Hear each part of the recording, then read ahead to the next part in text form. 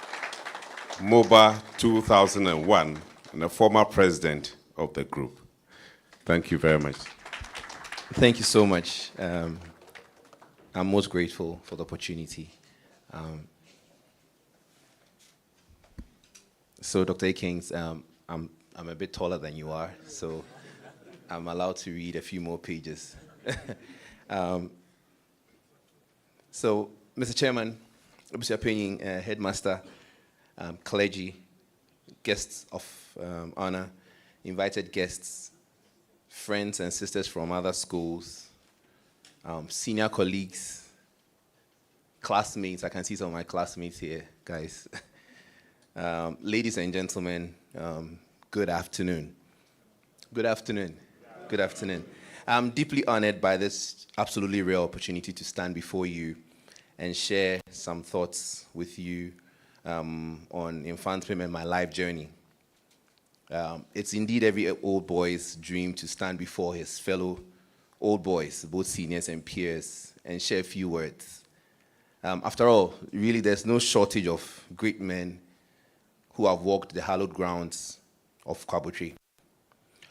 Just like Reverend 𝗟𝗓𝗓𝗘, the headmaster from 1926 to 1936 predicted, and I quote, "Very soon, the world will be amazed at the number of people who owe their allegiance to this school."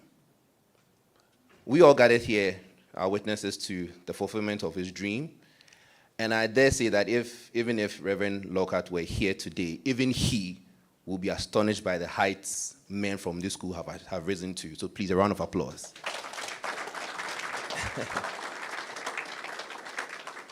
Mr. Chairman, my love affair with Mfantsipim School began from the most unlikely of places. I was born in Obuasi, and I have one of my schoolmates here, Ajwa Hai. I'm the son and the last born of a mining engineer, Mr. Christopher Duku. He attended at the 𝗟𝗑𝗩𝗘 School. He completed at the 𝗟𝗑𝗩𝗘 College and completed in 1963. None of my brothers attended school in the central region, let alone Mfantsipim School. And one thing you get to know when you go to Mfantsipim School is that there are families there. It's like there are principalities in Mfantsipim. People, their older brothers, everybody has been to Mfantsipim. Yes. 𝗟𝗓𝗓𝗘 is one of those. My father spent almost his entire working career working for the then Ashanti Goldfields Corporation Company, to the Anglo Gold Ashanti. In 1986, a young, bright man was appointed the first African managing director of Ashanti Goldfields Company, AGC. His name was Mr. Sam Jonah. His rise to the top made him an instant celebrity. I cannot confirm even if that word existed then, that's the word celebrity. But as young as I was, I remember vividly the buzz around him. Everybody talked about Sam Jonah. Everything was named after Sam Jonah. Estates were named after Sam Jonah. Everything was named after Sam Jonah. He represented African excellence. Uncle Sam attended at the 𝗟𝗑𝗩𝗘 College. So it was no surprise that the 𝗟𝗑𝗩𝗘 Old Boys Association was the strongest and, in fact, the only alumni group I knew growing up. They would meet at friends' places. They would go everywhere. And it was at the 𝗟𝗑𝗩𝗘. Everybody wore black and white in Obuasi. The parents of 3 of my closest friends also attended at the 𝗟𝗑𝗩𝗘. So we were destined to head to at the 𝗟𝗑𝗩𝗘 after GSS. Then, by a twist of fate, in 2007, just as we were about selecting our secondary schools, and that was before free SHS, so you had to select your schools, and it was by manual selection. Just before then, a school magazine from Mfantsipim School surfaced in my GSS, in my school. On the cover of the magazine was Dr. Kofi Annan, the first Black African to be elected to the high office of Union Secretary General. I was immediately drawn to it. I devoured every page of that publication. I was enthralled by the stories and the excellence therein. Just then, I knew I wanted to attend Mfantsipim School. It was a tough decision. I had to break ranks with my gang and select the school as my first choice. Everybody else was going to at the 𝗟𝗑𝗩𝗘. My second choice was at the 𝗟𝗑𝗩𝗘, to appease them, and my third choice was a gas school. This boy knew what he wanted. It was a tough decision, like I said, and thankfully the results came. I aced it, and I was admitted into Mfantsipim, and I entered Mfantsipim on the 8th of February 1999. From day one, I knew that was the right place for me. At orientation, I was told about the stories of the Faithful Eight, and that story stuck with me till today. I was impressed by how sharply everybody dressed. I wanted to be like one of them. Soon, I was to be known as a shooter. One who wanted to be noticed, to be selected as a prefect. Well, I must confess here and now that I truly admired those prefects. I admired their table at the dining hall. They didn't need to know the server.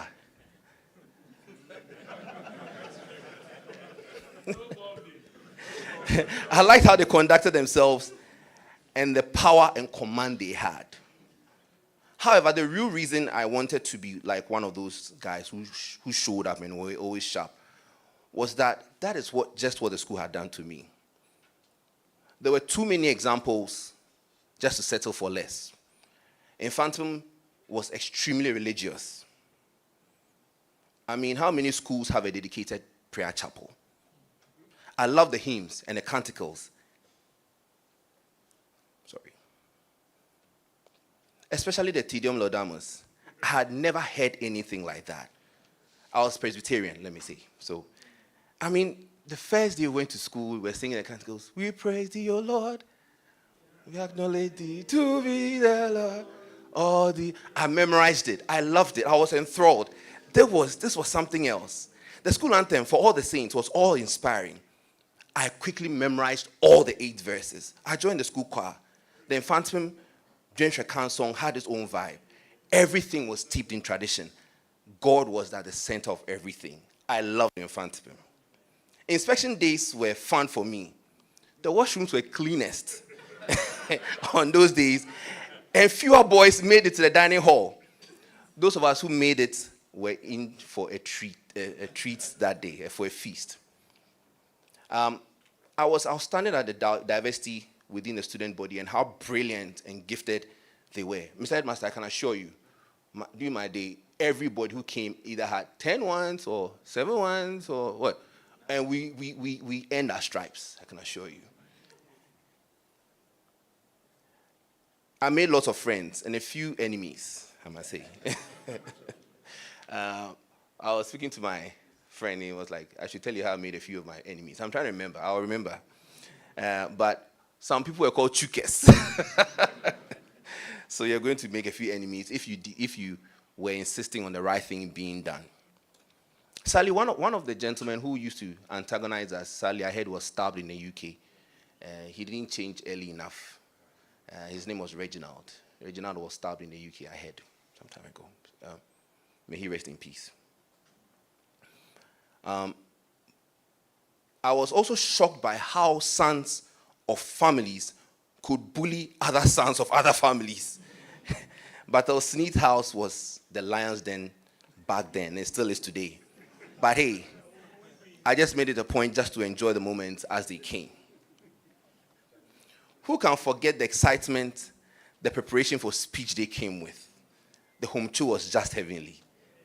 I will never forget how inspired I was in 1999 by the 79-year group at the speech day in 1999. Those men put up a show. I wanted to suit up one day like those guys. I guess I'm looking like that now. May we never forget the joy of receiving letters from 𝗟𝗑𝗩𝗘, Holy Child, St. Rose's, Ghana National, Mfantsipim, Motown, St. Mary's. Many of those writers have now become our wives and mothers of our families today. God bless them. How can we ever forget the feud we had with our ladies from 𝗟𝗑𝗩𝗘 over letters they forgot to carry along when they came over to our Science Resource Center? It was a big feud. Their headmistress had to come in. I was everywhere. I was in the school choir. I was in the cadet corps, science club, just name them. By August 2001, when we departed in Mfantsipim, I had been privileged to serve as the dining hall prefect, cadet corps adjutant, and president of this Mfantsipim school choir. What a blessing those 2.5 years were. I mean, I'm looking back and I'm wondering how it would have been if we were there for 6 years and had to go to upper 6. So that's one question. Can we go back to at least spending a bit more time in secondary school? Life after Mfantsipim was another story altogether. I was quite bored with just staying at home. So with the help of my father and my sister, I got my first job with my uncle's cleaning company. The company was Cleaning Masters. It's still there. As a cleaner, I was assigned to SGSSB Bank, or Kainshi branch, which is still there. My father told me this: no learning is ever wasted. I immersed myself into the job. I woke up every day at 4:30 a.m. on every working day, rain or shine, and headed out to clean the bank, the offices and the washrooms, before the bank opened at 7:30 a.m. every day. For someone who had scrubbed the academic site are blue on many occasions. This was a walk in the park. It was like clockwork. It never stopped. I swept and mopped those floors as best as I could. One banker once noticed me and asked me what I was doing here, and that she could tell I was from a good school. Wow. How did she know? Your guess is as good as mine. Like one of my favorite writers, Simon Sinek, puts it, how you do anything is how you do everything. My salary for a month then, I remember very well, was 116,000 Ghana cedis. Which was 16 Ghana cedis today. Not much money even back then, but I was determined to put in my hours, learn the lessons, and move on, just as a good Mfantsipim boy should. 8 months on, our SSC results were in, and I passed excellently by God's grace. Again, I was the only student from my year group to opt for pharmacy, to study pharmacy at the Faculty of Pharmacy, KNUST. I have never been afraid of breaking ranks, as you can see. Everyone else went off to read medicine, the arts, or engineering. My moments in KNUST were largely shaped by my learnings from Mfantsipim. I was bold. I was asking lots of questions. I was fearless. I was excited to be in class with ladies once again. I was knowledgeable about many things, and I was current. I was a member of the Gospel Explosion Choir, the KNUST Mass Choir, and I became director of music for my church, the Global Evangelical Students and Associate Ministry Choir. Our training at Mfantsipim made all these tasks very seamless. In my final year at KNUST, I once again laid hands on a speech day brochure for the 2005 speech day event. The president of the lead sponsoring year group, the 1985 year group, was a certain Divine Akaba. I was blown away by his speech, very well researched and colorful. I made a mental note of that name. As fate to have it, Divine became my first country manager in my corporate life when I was recruited by Pfizer as a medical sales representative in October 2007. The role was in Kumasi, but I jumped at the challenge. Divine was then the business development manager for Pfizer Ikawa, that's East Central and West Africa, and country manager for Ghana and Angola. His reputation was that of a very demanding, no excuse and no nonsense business executive with a knack for closing the deal no matter what. He had led a team of his peers to build a world-class organization in Ghana. Divine ran a tightrope, my friends. Anyway, so he was always on time and always sharply dressed. He spoke impeccably and read lots and lots of books. He was master at his craft. He knew his kids' classmates by name, and he loved his wife, Helen. He occasionally sent her flowers. Those of you who know me closely know that is exactly how I relate to my beautiful wife, Belinda. And I learned that from Divine. Divine knew exactly what to do each time, and he was well respected in the industry. There and then, I knew God had made our path cross. I wanted to be like Divine. You worked hard under Divine, and soon enough, I was noticed for delivering my objectives. I was appointed key accounts manager in July 2010, and that's at the age of 27, and I was one of the youngest managers in the industry at that time. Soon, I was noticed by one of our fiercest competitors in the statin space, that's drugs for lowering cholesterol, and that company was AstraZeneca. In July 2012, I was blessed to move to AstraZeneca as their first-line sales manager for their diabetes and statin line. No one before me had done that before. Pfizer and AstraZeneca were not that missable. We were not friends.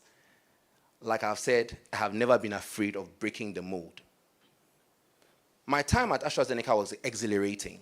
A totally different culture. But again, the training from Kwabutri had made me resilient and malleable. I could survive bathing the freezing water in July and August at Kwabutri. So I could fit in and excel everywhere. Or ski. I led excellent product launches, and groomed my team members to be winners. In 2014, I was awarded the runner-up for the Sales Manager of the Year, Sub-Saharan Africa. And I'm also proud to say that many of my team members are themselves leading multinational organizations today. My boss at AstraZeneca, Mr. William Ofori, and Akora from Achimota, was an excellent strategist and a well-connected man, and I'm thankful for his impact in my life.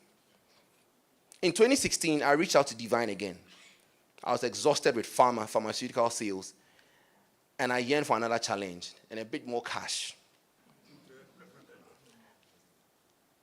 Divine had moved into a role in Medtronic, and as my mentor, he offered me another opportunity to work on his team. After rounds of interviews and assessments, I was appointed the business unit lead for the coronary vascular business for Astra's business unit for Sub-Saharan in Medtronic. It was a brutally tough role. But for anyone who had risen from being a cleaner to this point, this was just another day at the office. Today, as leader of Medtronic Ghana, I can only thank God for the many opportunities and valued relationships that he has graciously blessed me with. Our work at Medtronic has touched the lives of millions of Africans, and I'm thankful for the learnings and the countless doors that has been graciously opened to me.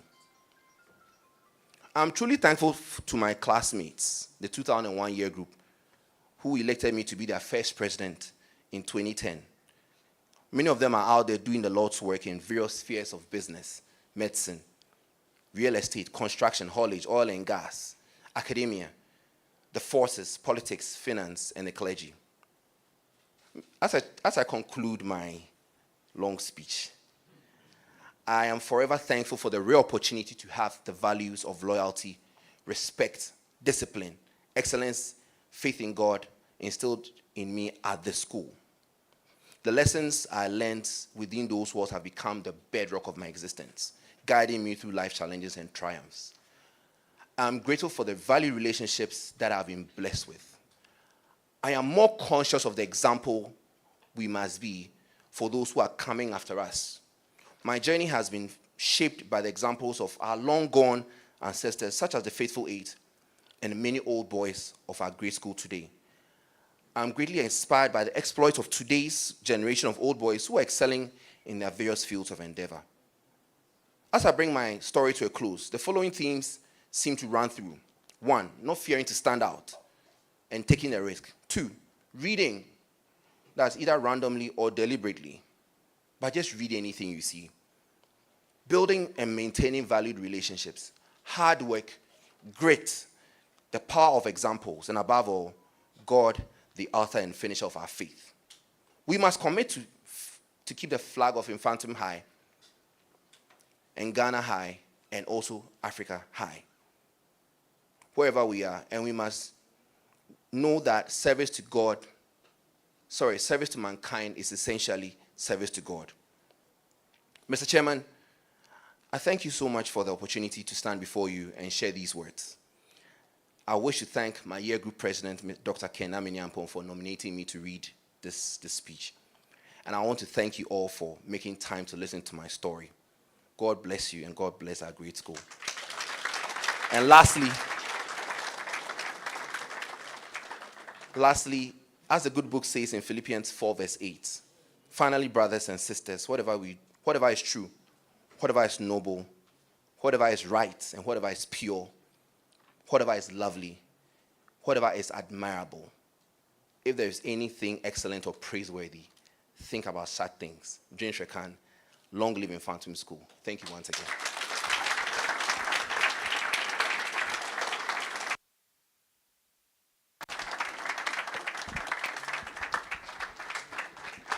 Thank you, thank you, thank you. I don't think we have to stop clapping now. He's done a wonderful job. That is Mfantsipim and my life experience. And when you go home, please extend our regards to your beautiful wife, Belinda. I kept her name in. So if our organist is ready, we will be listening to our 𝗟𝗓𝗓𝗡 very soon. But before then, and in line with tradition, we will sing the first 4 verses of hymn 832 for all the saints. The first 4 verses. Thank you. Shall we be on our feet, please?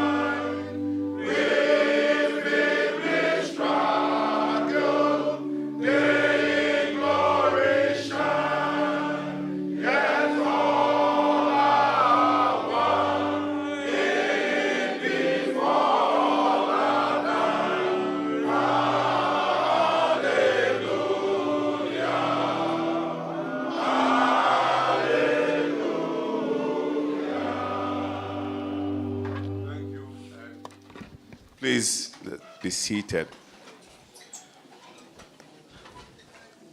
It is now time to listen to our own 𝗟𝗜𝗙𝗘, the head of state of MOBA.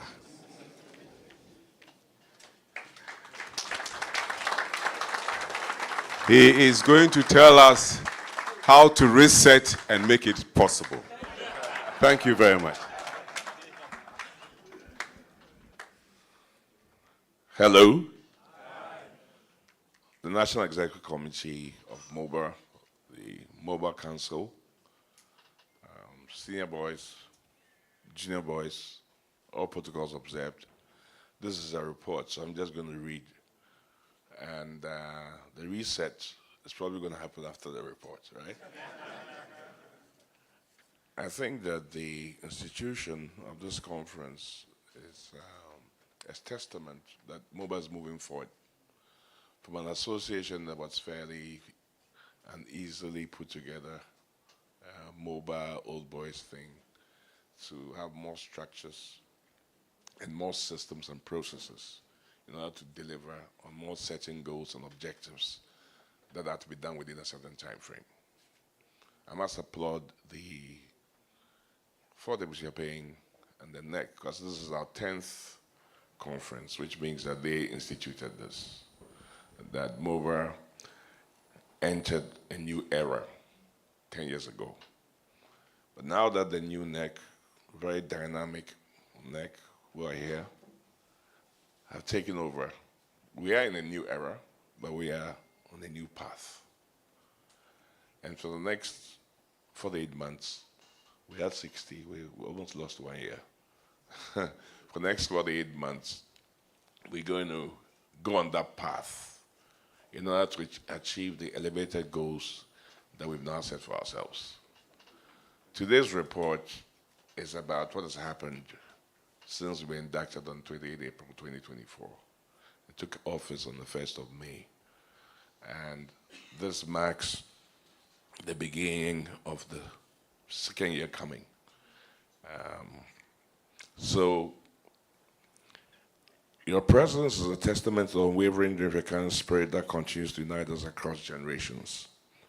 Whether you belong to MOBA 48, MOBA 55, 65, 95, and I just met MOBA 2015 on the stairs coming up. And I could tell from my labor on the steps how old I was getting. And I was quite envious of this obvious spring in a young man's step. So we are getting on. But together we form MOBA, and across the divide, useful experience and intelligence reflected by gray hairs, we unite to make sure that we achieve our goals. We have met 7 times since we were inaugurated as a National Executive Committee, and we've deliberated on a wide range of issues key to the growth and development of MOBA, including strengthening year groups, engagements, enhancing financial sustainability, accountability, and transparency, implementing the MOBA strategic business plan, and advancing preparations for the MOBA sesquicentennial 150th anniversary celebration. The month of NEC, which started in May 2024, over the period, the following are the list of activities and initiatives that NEC has undertaken. Through the Moses Baden Foundation, my own foundation, MOBA has secured the 7th floor of the Wesley Towers, where we are now putting into reality our goal of building a permanent, modern, efficient secretariat.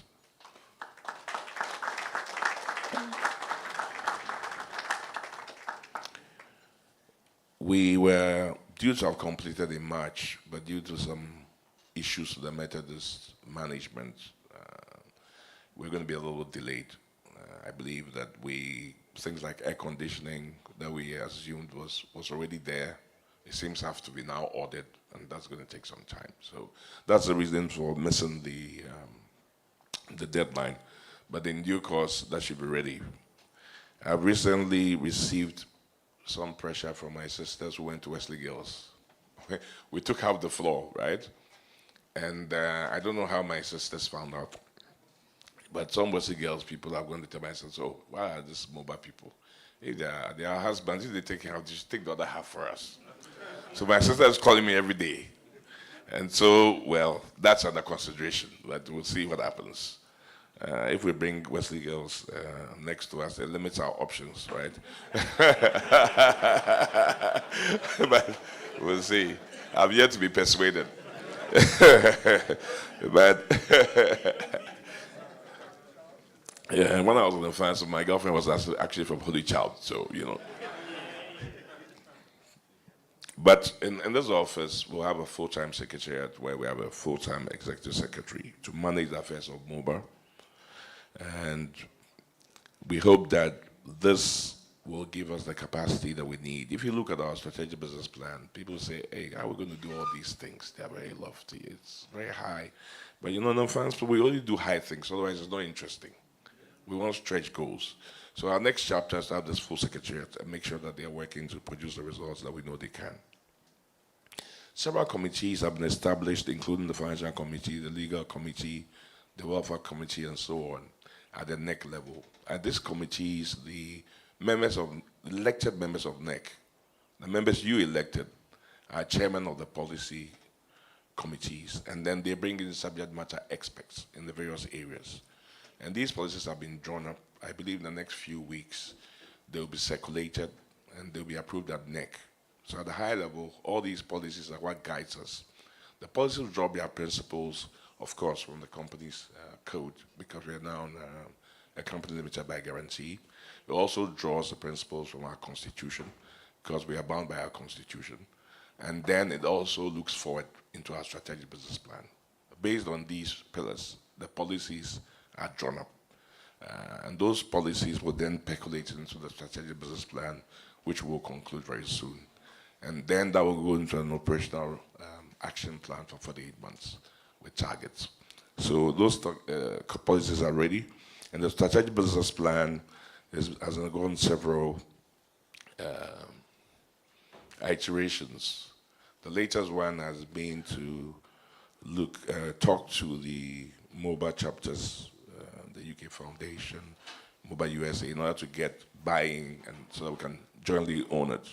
I must give my thanks to Daniel Lando that I've been harassing continuously. He's doing a good job and he's almost done.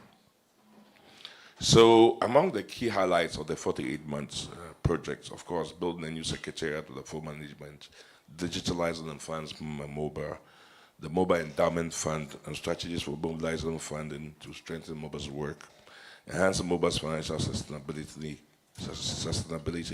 strengthening year group and regional chapter engagement, improving MOBA's influence in national development initiatives, establishing mentorship and professional development programs for young old boys, expanding infrastructure development support for Mfantsipim, and increasing MOBA's influence and control on the outcomes of Mfantsipim School, which can be rephrased into the tag we're taking back the school. James Dodson, in the period where we are reporting on, has voluntarily accepted a position as acting executive secretary, and he's doing a fantastic job so far.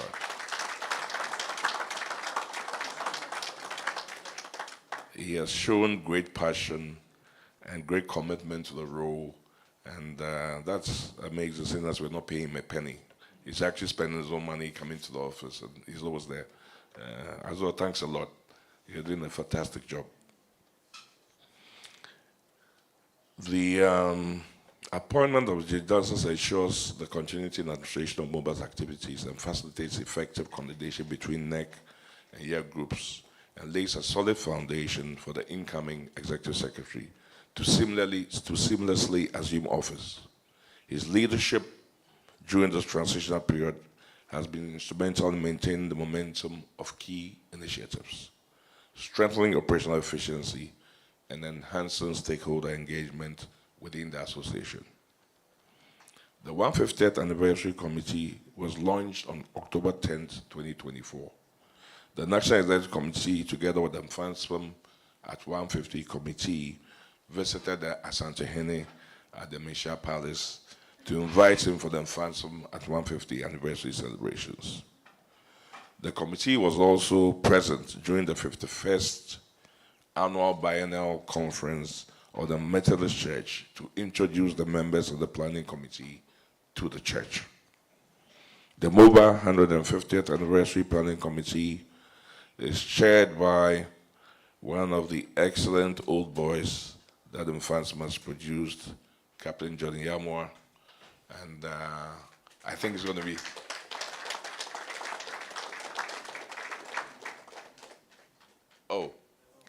Mr. Chairman, please, some people may not know you.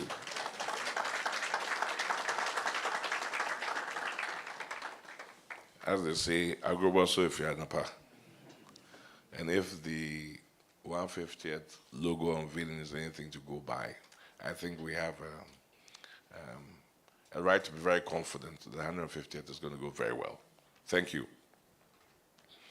So, as we approach the historic 150th anniversary of Mfantsipim in 2026, I'm pleased to announce that the official Mfantsipim 150th anniversary logo has been unveiled. The logo is more than a symbol. It represents a century and a half of academic excellence, leadership, and service.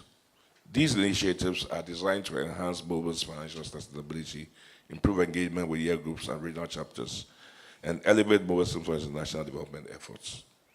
Let me also indicate that NEC held a meeting with the respective year groups presidents to deliberate on strategies to further strengthen the year groups and also the chapters. So one of the first things we did in NEC is to notice the gap between the year groups and MOBA, because it's not automatic that the presidents are coming to the council. So we arranged a meeting with all the presidents that went very well. There are priority projects in the 48 months that I'll mention, especially because they form part of the list of important things that will help us achieve these goals. The 150th anniversary office.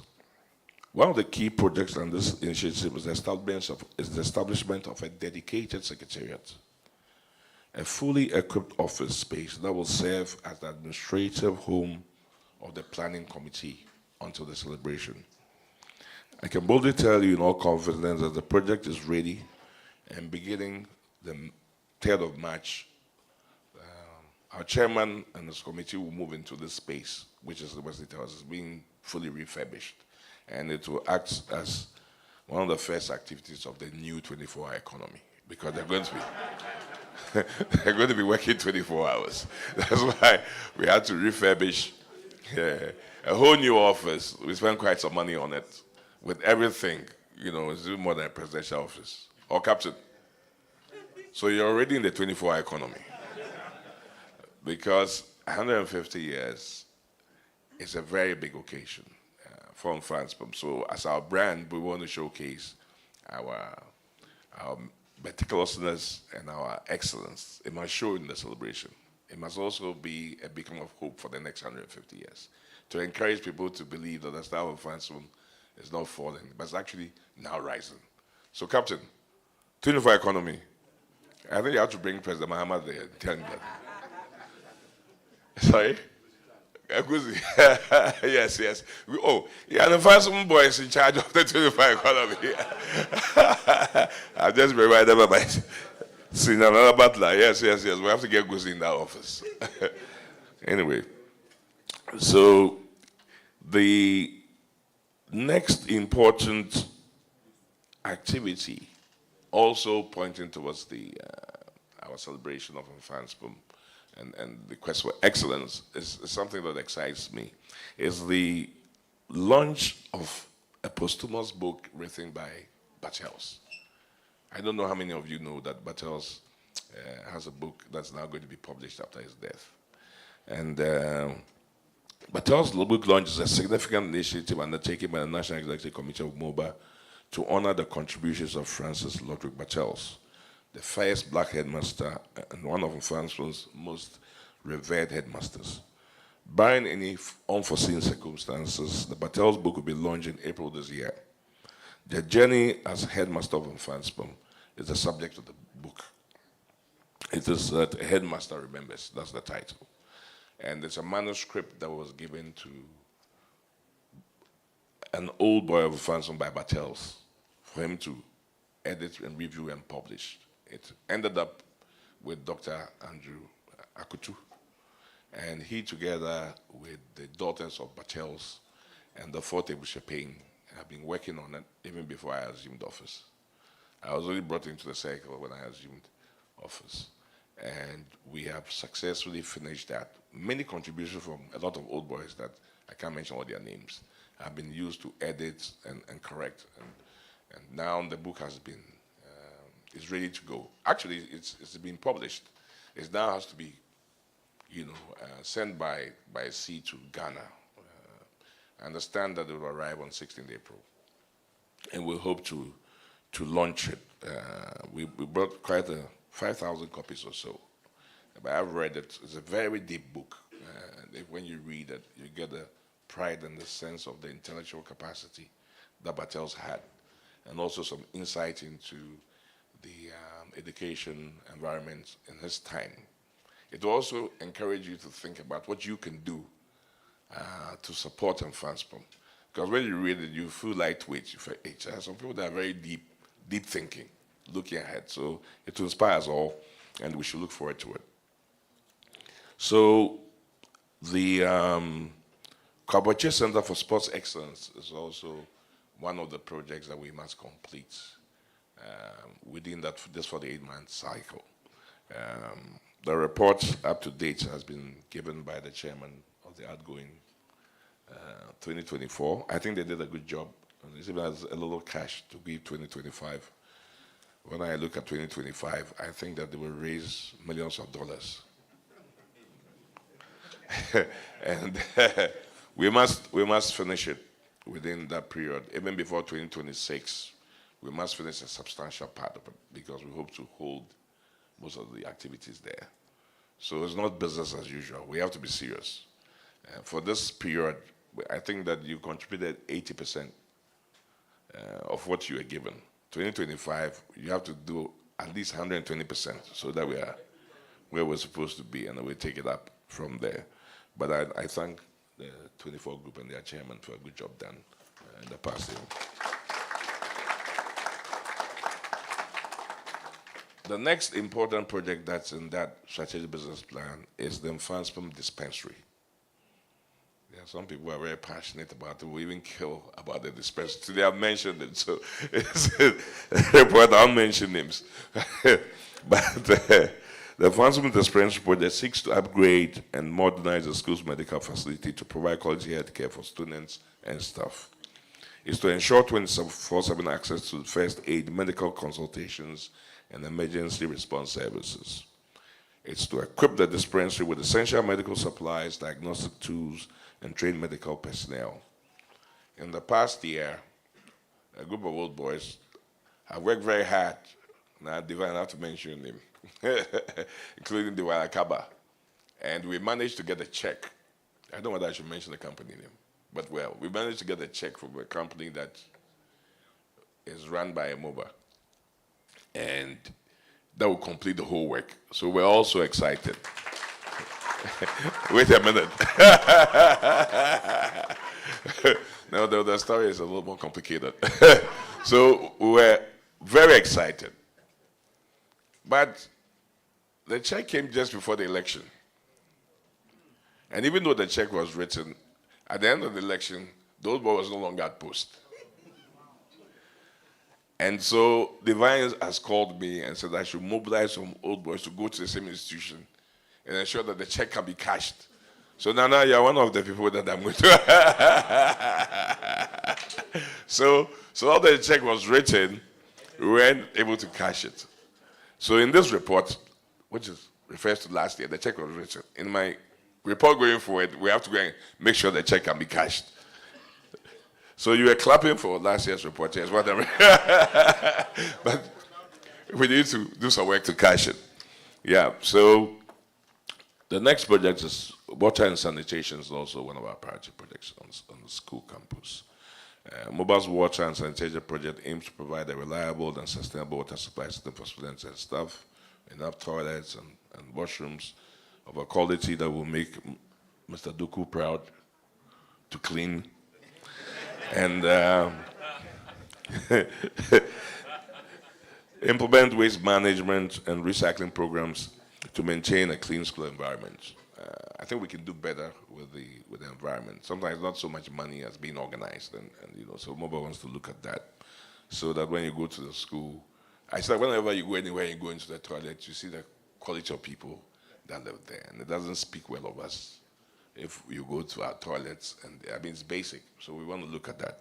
And then we also have the digitalization of MOBA project, which is ongoing. We have a full design, budget, and pricing for the digital MOBA project, which means our secretariat is going to be completely digital. We're going to have members recruited digitally. We're going to be able to have a standard MOBA formatted email.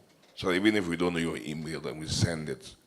You should get it if you go and put in your standard password before you change it. And we're going to make the communication and the development of running of MOBA much easier. Then there's the other side of it, digitalizing Mfantsipim, which is a project that's already been costed as well and priced. We hope to do that for the 8 months. Now, because we have so many projects, we have to prioritize which things we need to do. So the scale of preference is that before 26, it was decided last year that the Kwaboche Center for Sports Excellence is priority. It's a very expensive project, so we can't be doing and stopping things halfway. Then the dispensary. Then the rest of it is to beautify the school for the anniversary, which is the main monuments and areas. And also to build the museum, or attempt to start the museum, which will go hand in hand with the awards program that the awards committee is doing to celebrate old boys. I've been on some platforms of late, and people are bringing up all kinds of old boys that haven't been celebrated. When I think of your awards, Captain, you're going to suffer. I was thinking yesterday, how are we going to award Mfantsipim? Everybody is celebrating Mfantsipim. It's going to be very difficult. But one that struck me, and I think it's on most of the platforms, I saw it in USA, I even posted it on Council and NEC. It's about Kwaboni and Kwabotri Hill. People saying that the man whose estate was given to the Aboriginal Rights Protection Society to be bequeathed to Mfantsipim, he doesn't have any monument in the school. Captains, we have to be very careful so the awards are not lopsided. And I'm don't know whether the awards are going backwards or they are coming forward. If we go backwards, we won't even finish before. You know. So we need some, some deep thinking. Because I think that, yes, there are some really great Mfantsipim people that even the younger generation don't know. And Kwaboni, for instance, is an important. It's not only him, there are so many. So we have to do some very serious work. If possible, let's consult the historians so that we don't make mistakes on that. So the museum is one of them. I think we have some eminent historians, and so we have to find all of them and see how we can be balanced in how we do this. And we've also started last year in trying to strengthen the unity of MOBA. So we had meetings with MOBA Ashanti. We also had meetings with MOBA USA, MOBA UK. And with MOBA UK, I was actually there during my brother Sydney's funeral. We spent time, physical time together. We've got the inputs from them into the strategic business plan. We plan to go to MOBA Western, have a conversation there. We plan to, in fact, I've been invited to MOBA UK, the May event. I intend to be there. MOBA USA, I've invited me to another event that I intend to be there just to get the chapters closer. There's also a process in place, and we discussed this with MOBA UK, to formalize the way that we recognize MOBA organizations, because there was a report that some other people had set up some rogue MOBA organizations that they were using to make money, you know. And so in the UK we discussed, okay, how do we, at MOBA Ghana or MOBA Global, find a way to have an eligibility criteria and a process to confer official recognition to other parties. So this is something that we're going to be putting in place in our administrative system. But we think that the chapters, there's a nice report from DOC and another nice report from UK, but we think that we should work better together, because even the way that we donate to the school sometimes a bit haphazard. So in the UK, we spoke about if the UK's mandate is science, that we know anything science, we're talking to the UK about it. But even when we donate, we have to, it's not just an event, there's also a life cycle cost of the event that we have to maintain. So coming together will help us do all that. Now, we have selected somebody to be the executive secretary after the interviews for MOBA permanently. And we're yet to negotiate. This person is quite expensive. That's the problem. That's the only problem. The person is very good, but quite expensive, because we wanted somebody who can deliver. You know, there's no point paying 2 cedis and getting 2 cedis return. You know, if you pay 1,000 cedis and you get 10,000 return, it's much better. But I'm confident that despite this person's very high standards, we'll be able to come to an agreement. Hopefully, 90 days.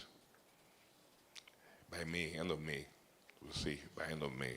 But I'm very confident that this person will be able to deliver what we need to deliver, yeah.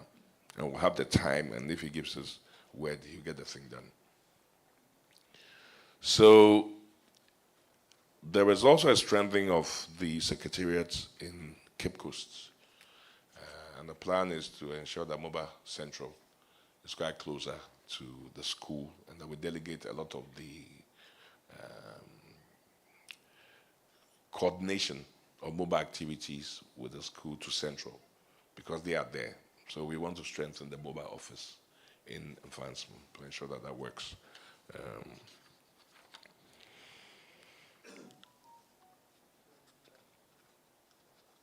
During the same period, I think I've been quite lucky, apart from being the youngest 𝗟𝗜𝗘, I've become a lucky one. Because sometimes I won so many awards that has nothing to do with me, but they seem to be coming during this period. So, during our tenure, this new NEC, we got many academic and sports prizes. We emerged victorious in the National Science and Maths quiz under our tenure. This period that I'm reporting on, and I'm sure that all of you are very proud, especially given the kind of people we beat that have been insulting us for years. You know, it's some things money can buy. I had these PSEC friends who always say, Mfantsipim is a dead school, it's an old school, you know, my national maths and science. What is national maths? It's nothing. You know, but it still stung you, you know. I'm a tired and PSEC based schooler. I mean, when we're in Lego and when we're talking and PSEC boys talk, we tell them to shut up and find something to do. But these days, it looks like they were really getting on us. So this NMSQ for me was really great. And Mr. Headmaster, thank you and the school and the teachers that made it happen.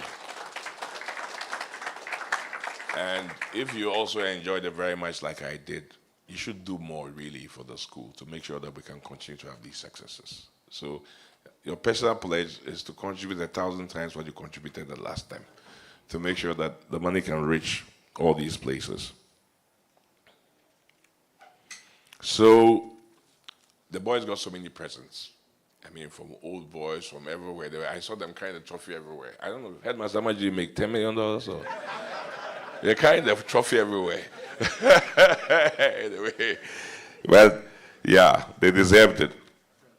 And like you report, this is outside my report area, but this happened just a few days ago. It's all over the internet. That 100 meters that the guy was running like Usain Bolt. You know, he just left all the people behind. And this is your 4th win as well. I think that you're doing a fantastic job. You and the teachers.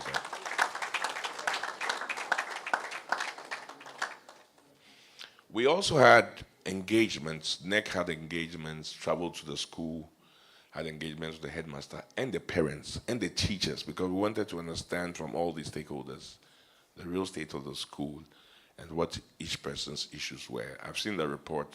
For the NEC members that were, thank you very much. It's not easy to spend your time and your money going to Cape Coast on your own and having this engagement. Mr. Headmaster, thank you. And I think that the great job that you did will inform how MOBA solves these problems. Luckily, I heard the PTA is back. So this time that PTA is back, that relationship between the PTAs and MOBA is also something that will strengthen going forward after your visit. You also had an engagement with the prefects. NEC had engagements with the prefects to also get their side of what's going well and what's not going well in the school. That's also part of the report, and also the administration. So looking ahead, we hope that this annual conference, started by the 4th 𝗟𝗡𝗩𝗘 and his people, will be further enhanced. And this report is part of the path of accountability and transparency and clarity at what we've done in the reporting year and what we're going to do in the next reporting year and with the rest of our days as in NEC and the mandate that you've given us. Hopefully, if we put our game together and we all resurrect our passion for our old school, as Mr. Duku has expressed and the headmaster himself has expressed, you are the examples of the value of Mfantsipim. So just as many old boys have contributed to you being who you are, you have an obligation to give back, so that when you look at what you've created, you can also be proud of it. Thank you very much.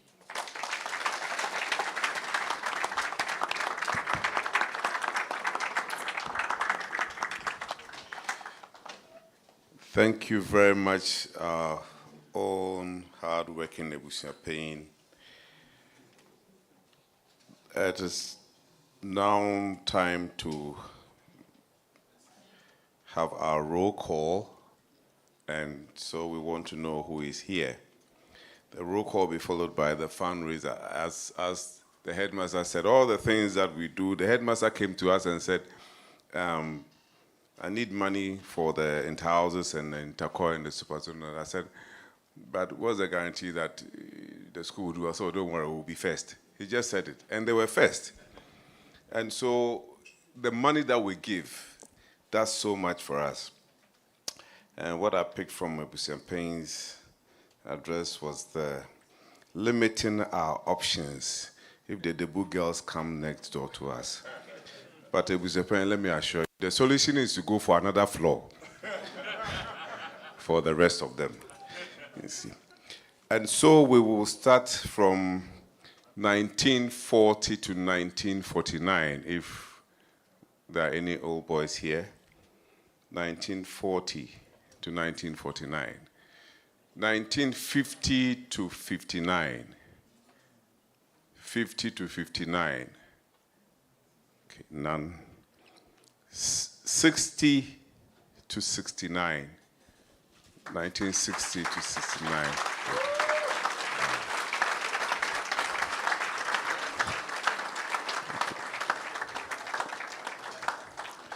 I don't know why I always assumed that Nana Butler was much younger. Yes, you are very, very handsome. Yeah. We'll come for the secret.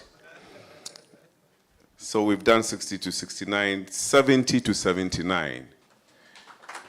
Wow, that's impressive. General Pryor and his team. 70 to 79. 80 to 89. 1980 to 89. That includes myself.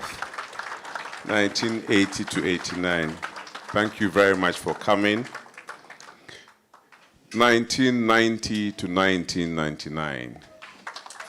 90 to 99. Okay.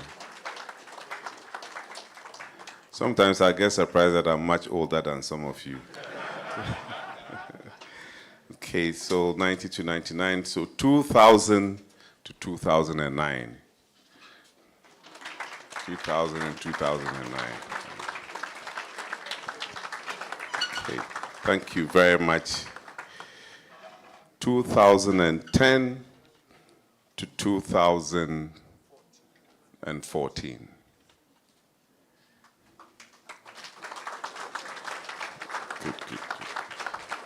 Good to see you. 2010, 2014. And 2015?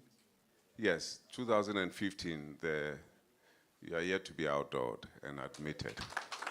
It's good. I like the enthusiasm of this group. They are always at the secretariat, knocking at our doors, asking us questions about the inauguration, and all of us are invited. It will be a big event. So I think that's about it. Do we have any? No, we don't have any beyond that.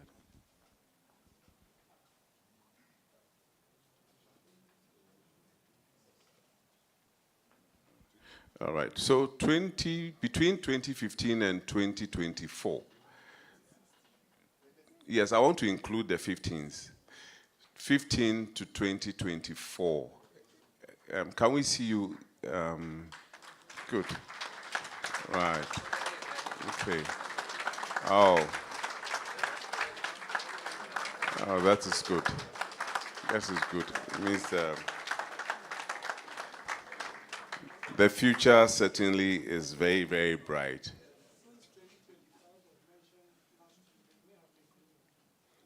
Oh, you mean the future? They are yet to be born. And so, yes, but you know, Kwabuche, we think and look ahead, Junshwekan, so I wasn't surprised that they were mentioned. Thank you. So that's the roll call, and you've seen that the baskets are already lined up. The houses are there. How many of them? 1, 2, 3, 4, 5, 6, 7, 8. There's, just to remind you, Balma Akwa, Pickard Parker, Lockhart Schweizer, Saba Pico, Freeman Agri, Battle Smith, Abroka Money, and Bramful Dontry. If you didn't hear the name of your house, you can come to Freeman Agri. We'll welcome you. Which Bramful Dontry. Please, those who are assisting us, do we have another basket?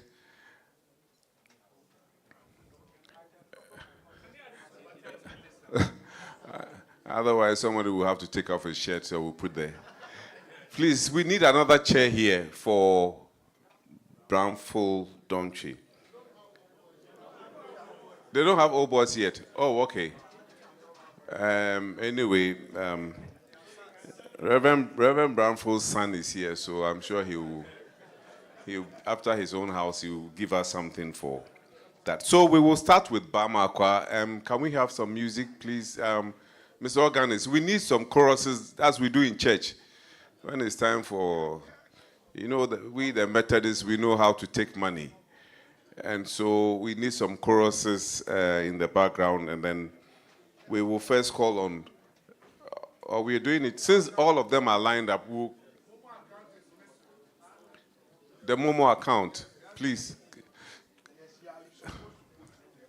Yes, please, if we can quickly add the Momo account.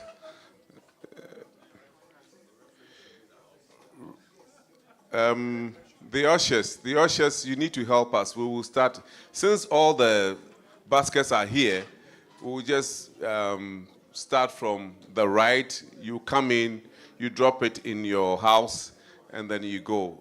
So please, ushers, please, if you can guide us.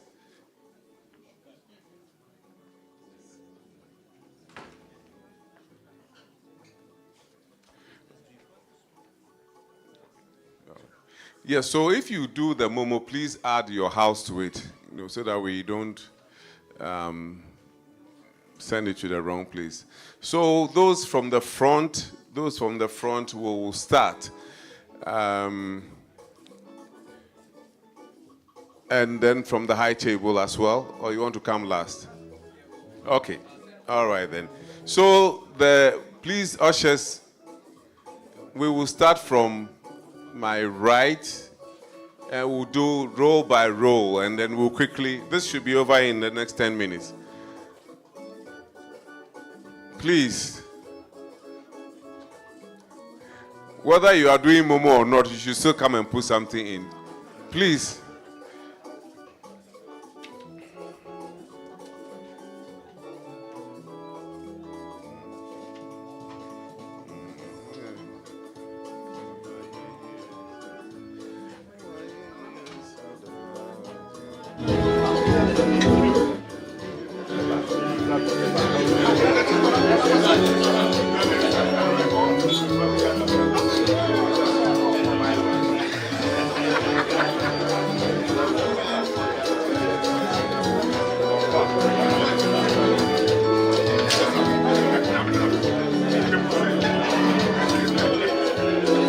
Whether you went to Kwabuche or not, if you are a visitor, please identify one of the houses that appeals to you and drop the money in.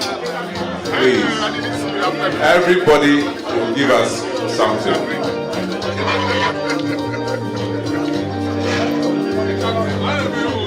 Hey, how are you?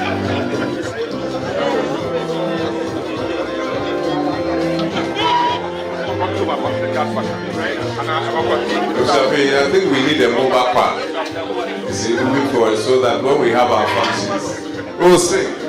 Yes.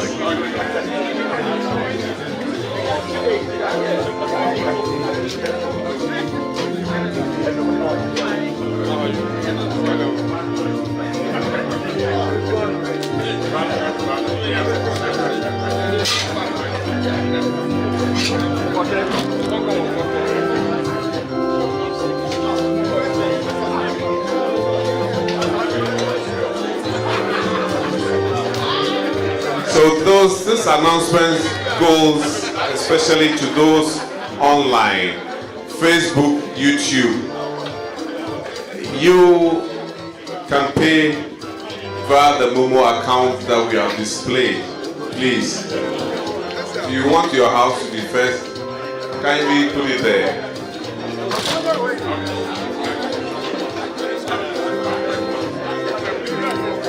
I said earlier on that everybody has to give us something.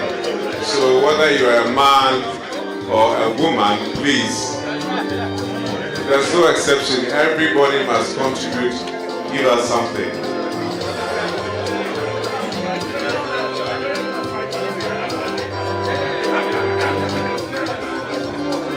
At the last count, there were 22 people participating via Zoom. So we expect that all 22 will donate through the Momo account.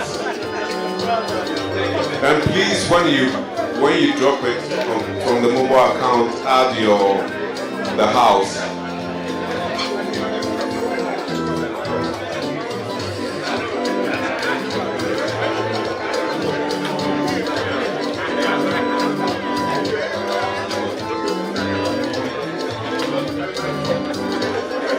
Please, those at the back, are you consulting before you come and drop it in?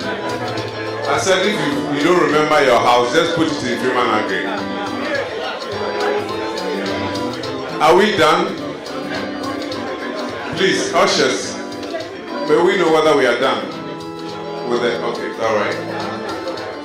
Thank you very much. We will, please, you can come and take the baskets away, and then let's have the physical count. Before we leave here, we must know who won, at least from here.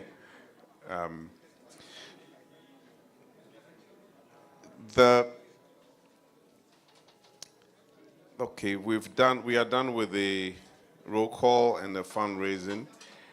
We thank all of you. Now it is time for the open forum. A very important part of the conference. It gives all of us the opportunity to ask our questions, to make our contributions. We want MOBA to grow stronger, bigger, and better all the time. Fortunately, we have the headmaster here, we have the National Executive Committee, and most importantly, 𝗟𝗡𝗩𝗘 is here. So all our questions will be answered. And also, if you have any contributions, we'll just take note of those contributions. Please, can we all get back to our seats? Can we all get back to our seats so that we can start the open forum? We want to be out of here by 2 o'clock. So we will take some few minutes for the open forum. If you have any questions, the open forum has started. Just raise your hand and then we will call you. You introduce yourself and then you can ask your question. Or you make your contribution. And please, let's try as much as possible to keep it short. We are devoting the next 10 minutes for that. Yes, General Fra.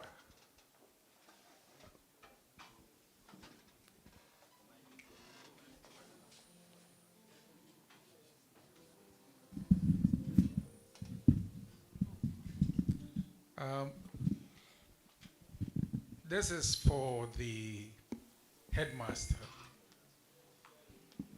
I would like to know whether the GES gave you any tangible reason for suspending the graduation ceremony you plan to have for the graduating students.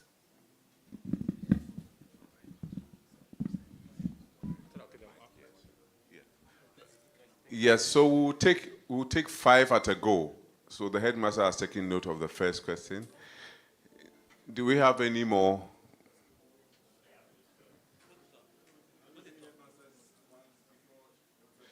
Yeah, well, we are taking 5. So if it is for 𝗟𝗡𝗙𝗘, he will take note and then he will also respond. There's one. Hello? Yeah. Thank you. You can come to the mic so that we make it fast. Thank you. My name is Rafael Banaza, MOBA TV. Like 𝗟𝗜𝗘𝗘 mentioned, NEC had a meeting with the parents, and we had a tour of especially the dispensary, and it was suggested that the NEC was going to, or specifically Mr. David Abbey was going to connect with National Health Insurance so that the dispensary is connected to the National Health Insurance, because we give our children the National Health Insurance card, and then, of course, I understand that if the illness or disease is beyond the dispensary, then they are made to go outside. For the size of the hospital and the size of the students in the school, I don't believe that we need to go and ask for people to come and donate drugs to the dispensary and things. If the National Health Insurance is there and almost all the students have National Health Insurance card, why not? They could be added on, because I understand that the next hospital that they are affiliated to is about 10-bed hospital, and this hospital is about probably over 20-bed, 40-bed hospital. So I believe that we can do that. And then, if I can add, may I know what the situation of the MOBA 79 bathhouse is? Because of the size of the students in the school, we need more washrooms to be able to serve them. Thank you. Thank you. So the next one. No, after.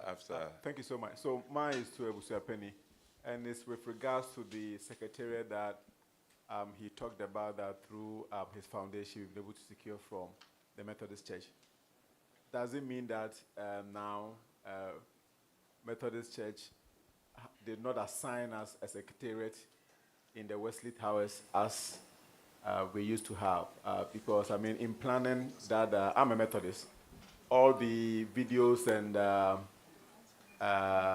designs that they shared, I mean, with us, there were designations for MOBA having a space in there.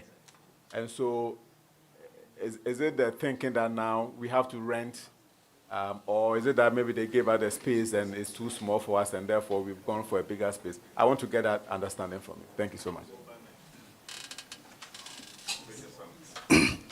Mr. Headmaster, a couple of days back, I saw a video on the zonal interco with some students who were blood-soaked. You didn't mention it in your report. Was it a fake report?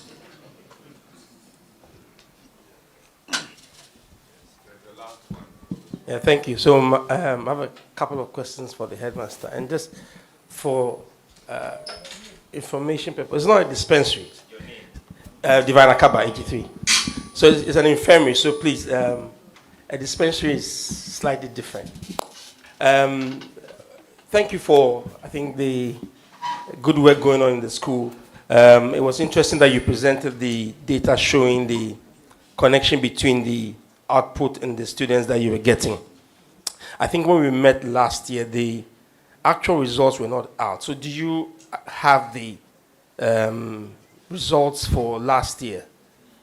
Maybe I'm mistaken, but if I remember correctly, you were not able to show it for some reason.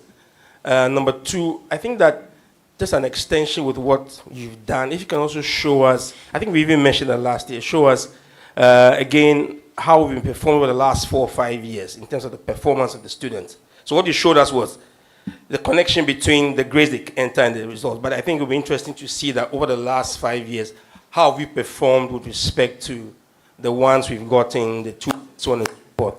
And at some point, the last point, I think Professor Diamond mentioned at some point about the number of students who were doing medicine who had come from the grade A schools. So just to buttress your point, again, if the success story is that a lot of them are going to give these good courses, if you can put that in a data form, it would be great to see that this percentage of your students go into those schools. I think that would also be helpful. Thank you. Thank you. So we will pause and take the responses from 𝗟𝗓𝗡 and then Headmaster. Thank you.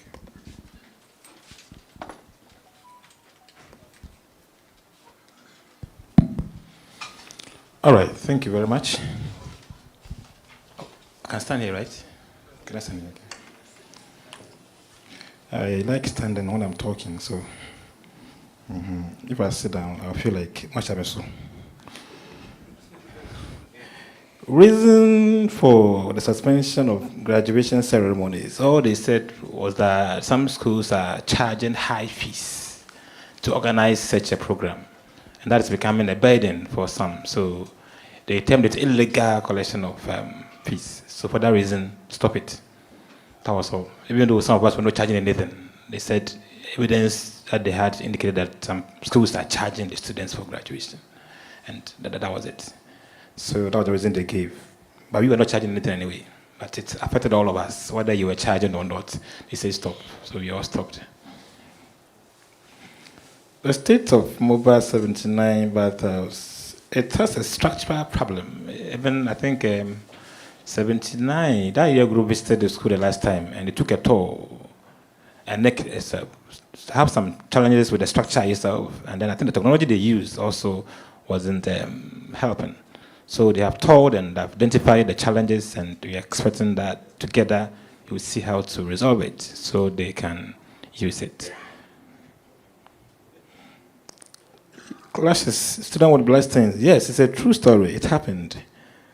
It happened that after the second day when we won, they see this school, Cape Tech and Mfantsipim, SecTech teamed up and attacked us, and I don't know how it happened, but then it's true. To the extent that 3 students were injured and a teacher also had injury. They had to stitch at the hospital. It was quite serious, and we're taking steps to address this by going to the Cape Tech to meet the principal to discuss how this is. There's a history to that Mr. Hope narrated, and I said, oh, that's the reason. According to them, all the years, Cape Tech was more or less always with us, supporting us, fighting for us. But 2 years ago, what happened was that when Efutu was having a challenge with us after a football match, Cape Tech came in to, as usual, defend us, fight for us. They were even ushering us to our gate. But unfortunately, when that was happening, alarm also got to the school that some schools are beating us. So those who didn't know just came into the scene, found Cape Tech following us. They thought Cape Tech was the one following us, so they also attacked them.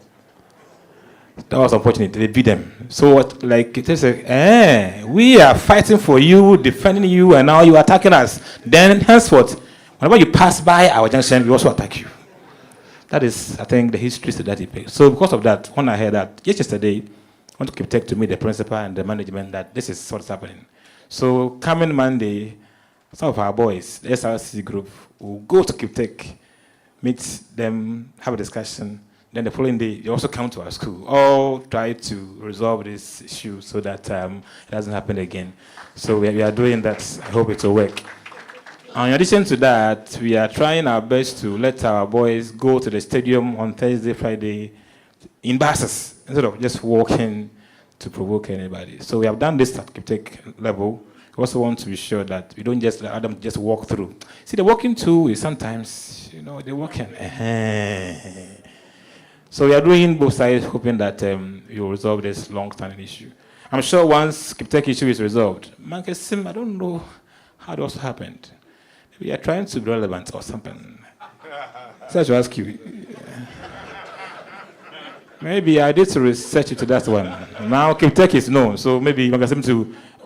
Oh, Mfantsipim, how did it happen? See the mic. Oh, calm down. There are seniors here. The Efutu situation was a semi-final, and then we played Mfantsipim in the final. And when we beat Mfantsipim 2, some conflict started. So Mfantsipim and Efutu combined to still unleash it on Mfantsipim. That is how Mfantsipim also came into the picture. So we are on their credit or debit list. And I'm sure, you see, magazine became relevant because of Kiptek. And we are trying to deal with Putin. Once we finish with Putin, all the others will keep quiet. So we are doing that at that level. Hope that it will end this unwanted situation. But it was just a sight I couldn't behold when the boys and all of that. Even it took the police to take them to the hospital for us. So we are doing something to avert some of these things. Hoping that Suzo will not see this anymore. We also in touch with the police to let them give us special escorts because they know we have won. So they will do anything at all to provoke us, but we will try and overcome that one. It's unfortunate I'm hearing that I have not shared last year's results with the House. I thought I've shared it separately. The previous year. I did. I remember I did. I don't know. So I didn't catch it today because I thought I have done that already. So unfortunately, I don't have it what I thought about. Otherwise, I should get it and maybe share it with you or on your platforms so that let you have it on maybe on your pages, probably. Because I thought I've done that. From 2020, it was a 3-year period. That's I compared. And I already mentioned the progression and all of that. I think I did it last year. Yeah, I did last year. Yes, I did that last year. Okay. Data on students at the universities, well, that will take some research. We will try and see. Maybe commission people to do that, and I think that will be okay. So that we know how many boys from what we are here and all of that. We will seek for that and probably share at the time. But the good news is that they're all over the place. All the universities, all programs, they're just dominating. So I think I've covered the 3 that were addressed to me. So, Uncle, your turn. Well, with the Methodist Secretariat, I think I was informed before I became 𝗟𝗓𝗙 by the 4th 𝗟𝗓𝗙 that the Methodist Church had agreed to give us space. This was what they had promised. But subsequently, they said they couldn't afford to do it because they owed money for the building. And so we should stay where we were, you know. So that's what necessitated taking a lease for the Secretariat, because where we were to the merchandise, I mean, we used it to the best of our ability, but given the goals that we had, we thought we needed a much more formal space and to keep where we have as our merchandising shop. So we had to pay for it, like everybody else. Or the 4th, maybe you can add to it because you started the conversation.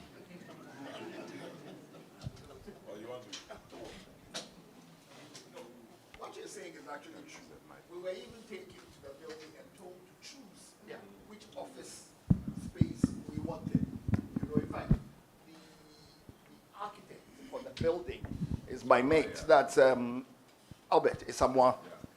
The presiding bishop told me but I think there was a coup of some sort because the one in charge of properties and so on came to the office once and came and told the secretariat that this office that you people are coming, we don't understand why you are not paying because we need money. So we're trying to convince the presiding bishop that you will have to pay.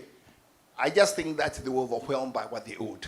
So they turned around and said to us, we can't, because there were 3 schools that they were giving offices to. That's why we were told to come and choose ours quickly. But now they've told everybody you've got to pay. Yeah. I think the debt is big because even when we paid them in advance last year. Even when we paid, they can't afford to pay for the air conditioning. I mean, the air conditioning is part of the building.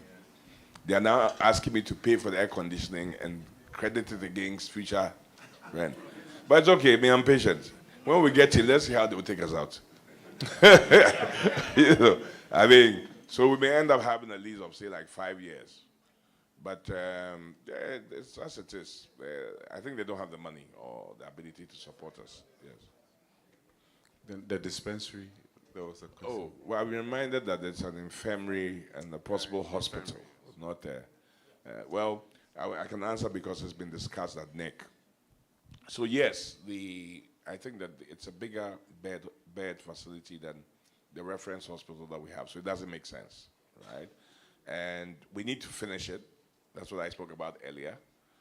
We will consult to see how we're going to get that check, or we find other sources to finish it. To do with insurance, I think I agree. This was also discussed at NEC. I agree with the idea that we have national health insurance cards. So all we have to do is top up maybe the premium of the insurance for a private person. So we have a full service instead of a limited service. And this is something that must be taken with the PTA. But all these have been noted in the NEC tax list. So these are the ideas that have been discussed, and these are the conclusions that we've come to.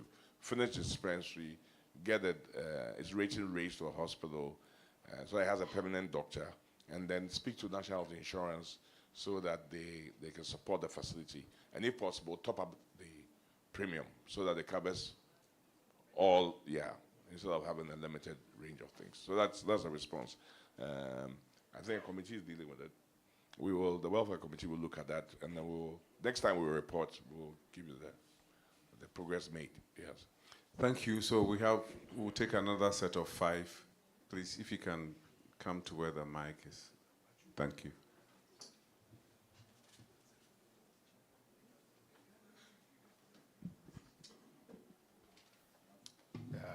Good afternoon, colleagues. I'm Dube, 1976. These are 2 questions based on the answers that have been given. One is, when the Cape Tech students were attacked by our students, were we proactive to go and at least apologize and all that?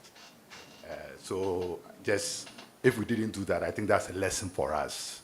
In future, if something like this happens, we should be proactive, because we know they'll feel hurt, and we should move forward. Then the other one is about tracking our students. Again, the head said maybe we need to do some research to know how many are in the medical school and so on. I think with technology now, we should be able to track our students. Even if we don't get all of them, we'll get majority and know which university they went to, and after the university, where they are. I'm sure 𝗟𝗓𝗘 with his technology, can help us put something like that. Thanks. Thank you. The next one, please. Yeah, Samuel Boitese with your MOBA 06. I was very happy when 𝗟𝗓𝗘 mentioned the sanitation, especially the wash with the sanitation and then the recycling. I've written a proposal to that effect to the Secretariat. And I think it's something we should really look at in terms of, one, keeping the school clean, and also serving as a way of generating revenue for the school as well. So I think it's something we should really look at. Yeah. Thank you very much. The next one, Mr. Ando. Daniel Ando, MOBA 86, and a NEC member. So this is really, I think maybe the headmaster can lead in answering, but it's open. When he was given his presentation, he said that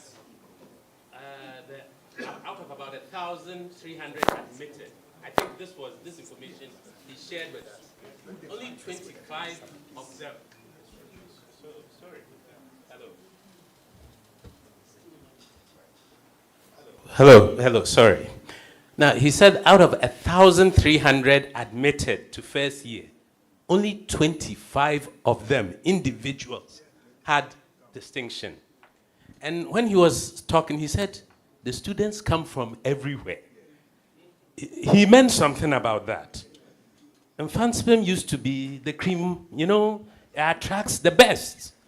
So this is an open-ended question, but we all have to put our heads to it. How can we return it back? How can we influence the entry of students? So is it the computer selection system that the algorithm is putting so many bad people there? Or what is it? So, I'm taking it first for the headmaster to lead the answer, because we can lobby if it is GES. What is the secret to now make at least 60% of the people be the cream of the best, then we can influence the other 40% to gravitate to that level. But if you put 90 or 95% to be the, those down below needing help, and only 2% good, you will bring them down. And the statistics he showed bears it out. People who came with good grades are being dragged down because they are not being challenged. So this is, I know myself is a difficult question, but it is something that conference we have to address. Otherwise, later, Mfantsipim will not, you will see the outputs of Mfantsipim and you might not be proud. Thank you. The last one for this round. Yes, please. Okay. Thank you. My name is 𝗟𝗜𝗓𝗓, MOBA 2021. So my first question has to do with the MOBA digital platform. I don't know if that was the right thing. I remember it was discussed that there's going to be a digital platform that is going to bring together MOBAs across the globe and then connect the youth or the MOBAs that we are now growing to become like the great MOBAs to get to know people. Because as it stands now, it is really a challenge getting to know who to talk to whenever you need help with something. And I know that MOBA has everybody everywhere across the world. So it is best that if somebody is in law, the person can be able to connect with a great lawyer who is a MOBA and then can help the younger ones also grow. So I would want an answer on that, if the progress of the digital platform. And again, I want to propose that there should be more attention allocated to the MOBA in the universities, that's the university chapters, because as it stands now, in fact, it is challenging. At University of Ghana, MOBA UG is not doing well at all because there is no much attention. I remember when I started as an executive there before becoming SRC vice president. But then, as at the time, we had the SRC president then being a MOBA who was trying to help us with his own funding. And right now, I am in that position to help them with my own funding. But I think that it would be best that if the MOBA itself has some allocation for MOBA chapters across the various universities, Legon, UCC, KNUST, it will help so that it connects the people. We are discussing getting the track record of how many students are in the universities. If that is done, that data can be given to the executives at the university levels to work with it and connect all their people together. And I think that will be able to bring together the MOBAs that we need at the university levels. Because the moment they are done with SHS, it is the universities that they go.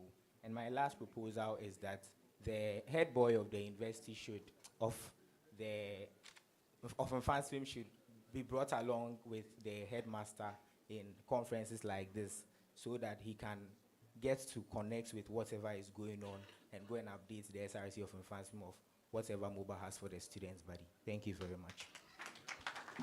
Thank you. So we'll take quick responses on the 5. Some were 2 in 1, but we'll still put them A and B. Thank you. Right. Thank you. I think I was trying to get the past results for everybody who wanted to know.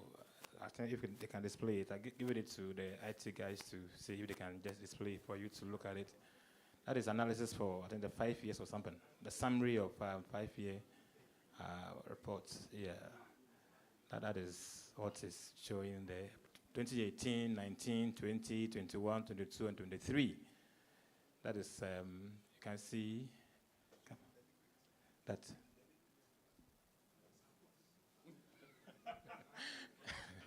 I will not answer that one. So that is how it felt. I remember last year I shared it. I remember last year I shared 3 years. Yes, so that is about that. Whilst I go on to respond to issues that were raised. Being proactive in apologizing when incident happened, well noted. I got to know, I think, when issues became serious. So it was done, right? Yeah, I think it was done. Just that the boys are something else. When you met the principal yesterday, his concern was that they are 30% boarding and 70-day students. So once they vacate, It's like they are in town and you not even see them in their uniform. They come in Mopti, so you cannot make them out until they arrest one person. Then you got to know he's a boy from Cape Tech. So we believe this approach will help a lot. So we need it. Tracking of our students, the one who raised the issue gave the solution right at the doorstep of 𝗟𝗓𝗡. So I will leave it. He will do it. Proposal for sanitation or secretariat, I think they will talk about that one too. Entry grades of students. This is a challenge because I heard one education minister saying that if you think you are a good school, we will bring you and see what you can do with them. So it was targeted. It was intentional that if you think you are a good school, let's see how you do. So it's difficult. That is why we now thinking of how to make them better. It doesn't matter the grades they come in with. You can't control it. You can't control it. So now it's about computer replacement. With there, you then bring you the list of those who have been sent to your school. When you check the board, sometimes I have to swear because the grades you see our students brought to us is very worrying. Very, very worrying. But what can we do? This situation, they are thinking that bring them up, make them some people. We think we're a good school. Let's see how good you are. It's not only us, our sisters, and we are all suffering. I think that maybe at higher level discussions, we should think of preserving some schools so that we still maintain that at least some schools are preserved for our own development. So let's see what the new thing will come up with. But until something is done, this is a huge challenge that as a school we cannot solve. We have no hand in admitting who comes to the school. That's a challenge. Previously, you had hand. That one, you go and select who you want. But until this new policy came, you will be there and then they give you a list of students who have been brought to your school. So you take them and have to do with them. That's how come the others can even express themselves. Even writing, some of them are struggling. So we need to go down, down, down, down and see how we can help. So that is the challenge we have regarding who enters the school. But we think it shall be well. MOBA in tertiary institutions, yes, I think I mentioned this in my first address, that it's good we pay attention to our boys who are in the universities so that they will know that they are together. And from there, we just graduate to MOBA. So I think I mentioned this 4 years ago. I think it's high time we visit that so that they will be proud of where they belong and where they are. Head boy attending conference, I think it's a good suggestion. So if it's permitted or agreed upon, maybe next year when the school is coming, you come with them to, then this is, NEC will decide and tell us, oh, come with 2 or we are ready to do that. Well, so we are ready to come with them if you invite us to come with them. And we move on to that one. I think I've responded to all the issues that were raised. Thank you. Yeah, thank you very much. And the issue about the sanitation proposal, I think we have received it at the Secretariat, and the appropriate committee will look at it. And I think it's a good thing that we'll look at. Now, concerning the universities, we had a MOBA youth policy for 𝗟𝗓𝗡. You remember? Then we gave Kofi the ambassadorial role for the universities.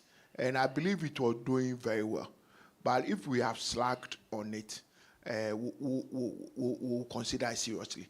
Because it was something that council agreed with you. And a policy came to council, we approved it. So if we've slacked in the operations, we'll revive it. And I believe that 𝗟𝗓𝗡 also spoke about the membership drive using the digitization approach. And I believe that we can extend it to get the youth groups who have not been, we consider the youth group as year groups who have not been brought to council. All right, so a lot of them are on campuses. Some have graduated as well, but they are not 10 years old before. So all those below 10 years to fresh mob, if I will put it that way, we consider them mobile youth. So we'll come to your campuses and then we'll make it very, very, very, very good. So please work with us. The Secretariat is there since you are in leadership, so that we can reach out to all the campuses. We are very much interested in that, so help us. Thank you. Thank you. So we'll take, okay, you want to say something about what we've just talked, okay, then we'll come to the last round. Thank you.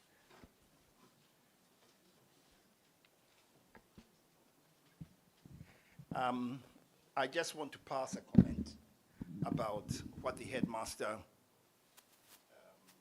spoke about the placement.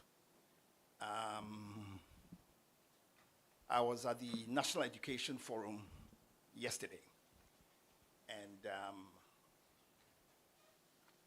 𝗟𝗜𝗘 is aware that I'm the chairman of the Alumni Alliance. Good. Now, we had breakout sessions and so on. All I'm trying to say is, every school is complaining about this thing.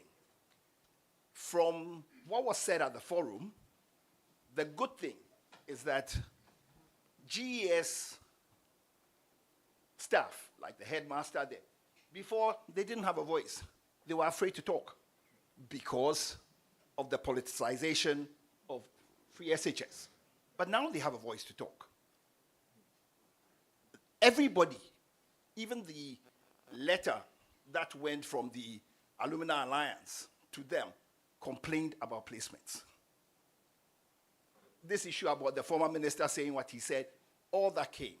People were talking about meritocracy and so on, and the fact that schools have to be competitive.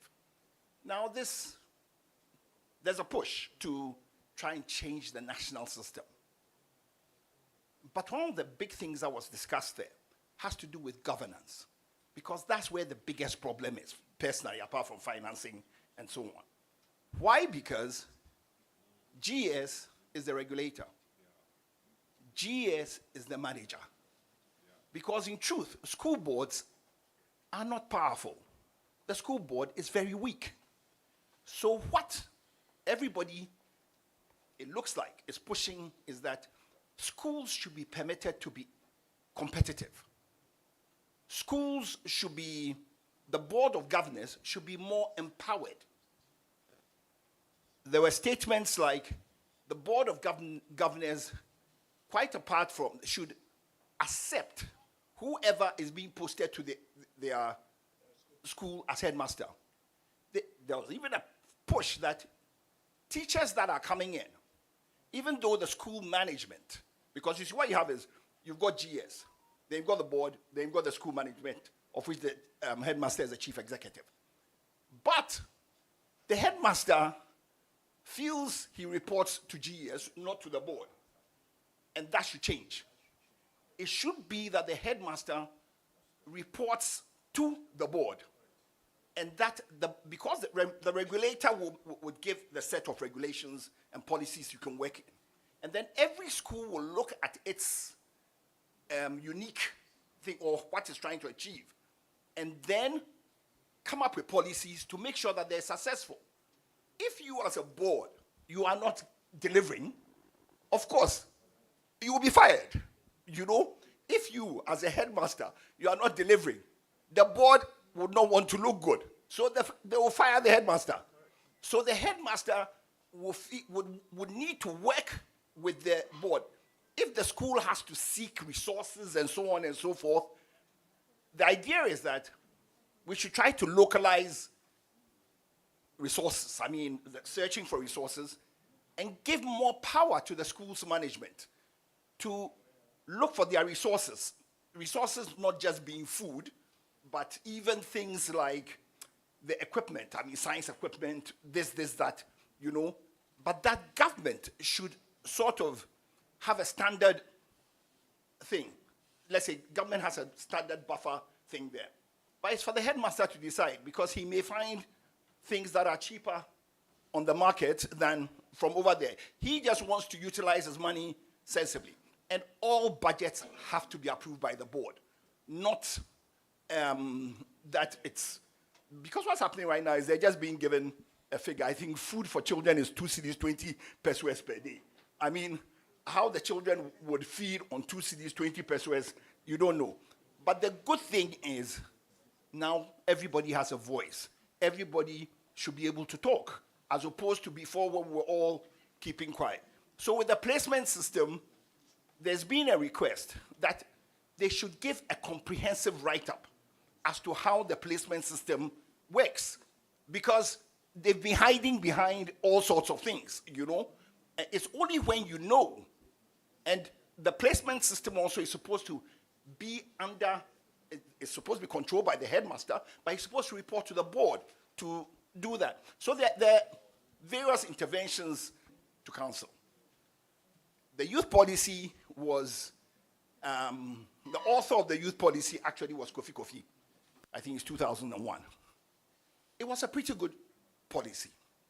The problem was, it had statements in that were not factual. When council looked at it, council decided it could not pass it, but that it had to be reviewed. It has good things in. Unfortunately, it has never been reviewed. So it hasn't been passed by council to date. But the new constitution, or the latest constitution of MOBA, puts emphasis and gives a task to NEC to make sure that they come up with a youth policy and aggressively pursue it. So these are the comments I wanted to make. Thank you very much, our fourth 𝗟𝗑𝗩𝗘. And so we quickly will take the last round also of 5. The last round of 5. Mr. Hope, please.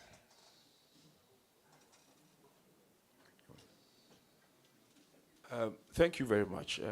𝗟𝗑𝗩𝗘, I want to add my voice to the call to look into placement, but not on a broader or a wide front alumni angle. They can say that when naba or egwa beduada in ribun. If your brother is on top of the guava tree, you would always have the juicy ones. At this point, that our brother is on the guava tree. Maybe, just maybe, we can have a bedroom conversation with him so that just as somebody's brother was there and we saw things moving into the hinterland. Just being proverbial. Thank you. thank you. So that was a comment, and it's been well noted. Next. Yes, please.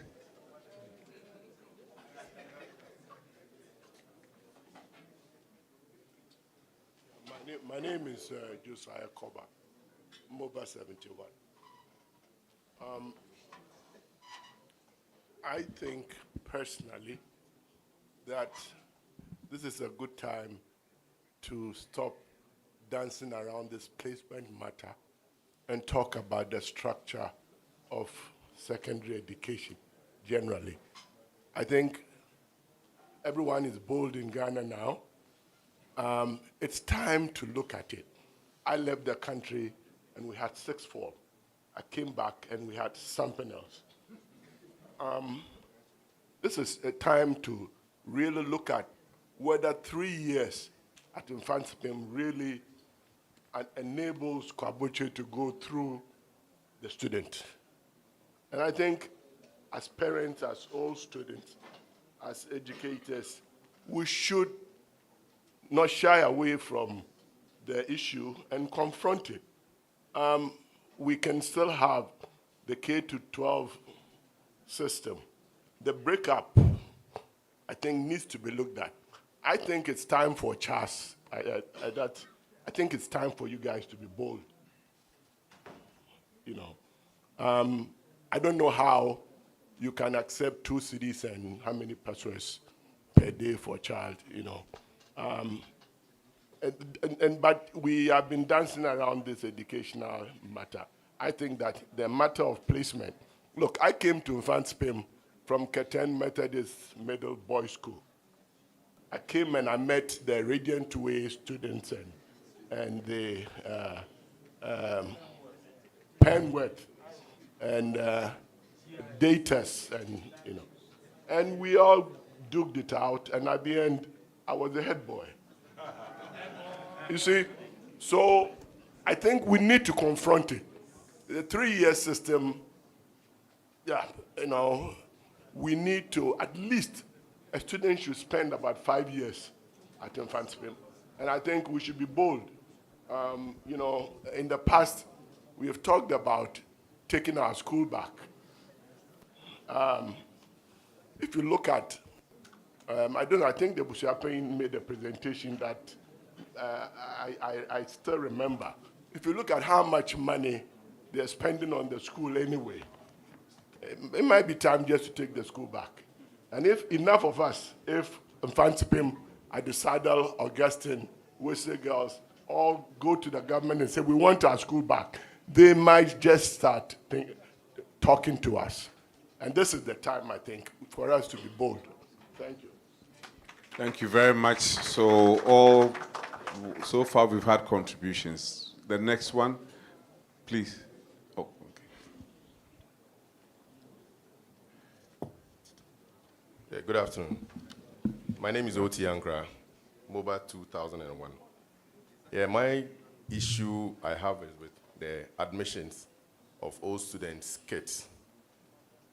Sometimes, I think it's the first time I tried getting my son in, I had problems. My president asked me to send the results and other stuff. At the end of the day, I didn't get that to let my son attend another school.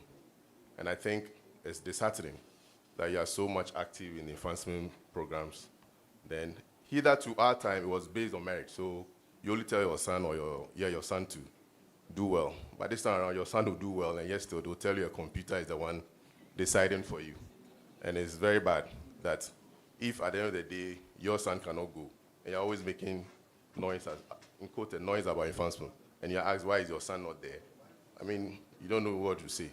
So I think the headmaster is around, 𝗟𝗓𝗙𝗘 is also around, if they can, so we also can have our family in the school. I think that is what is important. Then the next one is, those of us who also cannot give birth to male, and we give birth to females. Since Wesley Girls also our sister school, I don't know if the headmaster. Thank you very much. Thank you. So, do we have any more, please? Can you get close to the mic so that nobody crosses you? If I can recollect, I gave MOBA 83 bought an FM transmitter for the school.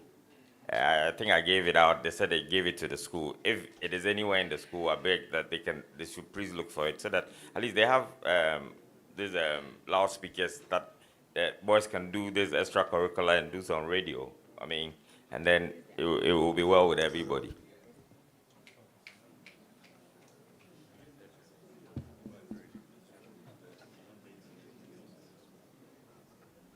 Yes, please go ahead. Okay. I don't know if I have to introduce myself. Some more boy to say if you're MOBA 06. I just wanted to add to the conversation about the entry, the students' entry. And I was delaying because I felt maybe there were other things that will come up.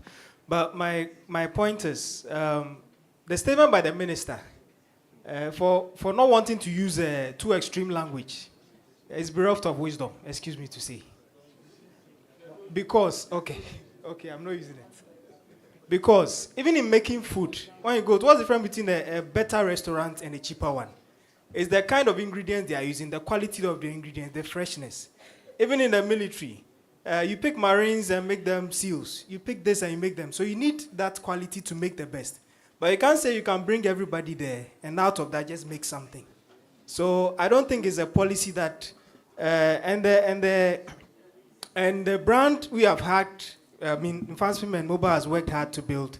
We are watching it as it is getting damaged. So we have to look at that and then speak to it about that. And then I think Someone whispered to me that the school needs an assembly, so I want to also bring that out. A big assembly hall, yes. Thank you very much. Okay, so you will be the last one. Thank you very much. I'm Okpotikone 94. I want to reiterate what my brother said about our protocol system. I think the management of the school should be a little bit flexible on us, the old boys. Because I remember when it was time for my boy to enter into the system, the placement, of course, placed him somewhere else. And I wanted him to, of course, come to Mfantsipim. I made frantic efforts, went to the school, saw one or two people I knew.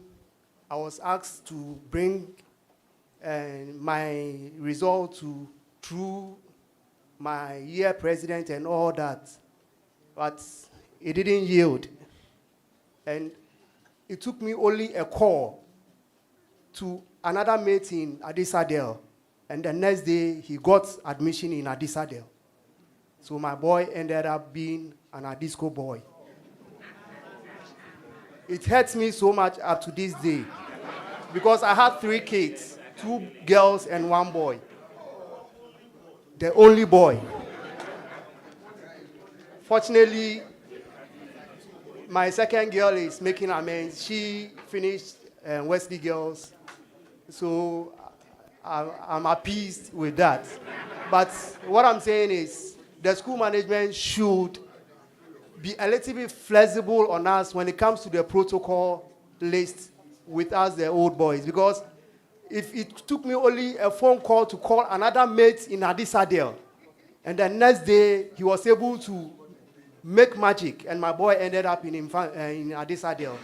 What are we doing as Mfantsipim and as MOBA in general? Thank you. Thank you very much. So that's the last one for the session, and a very good one for that matter. If there are any responses, we'll quickly take them and we'll continue. Thank you.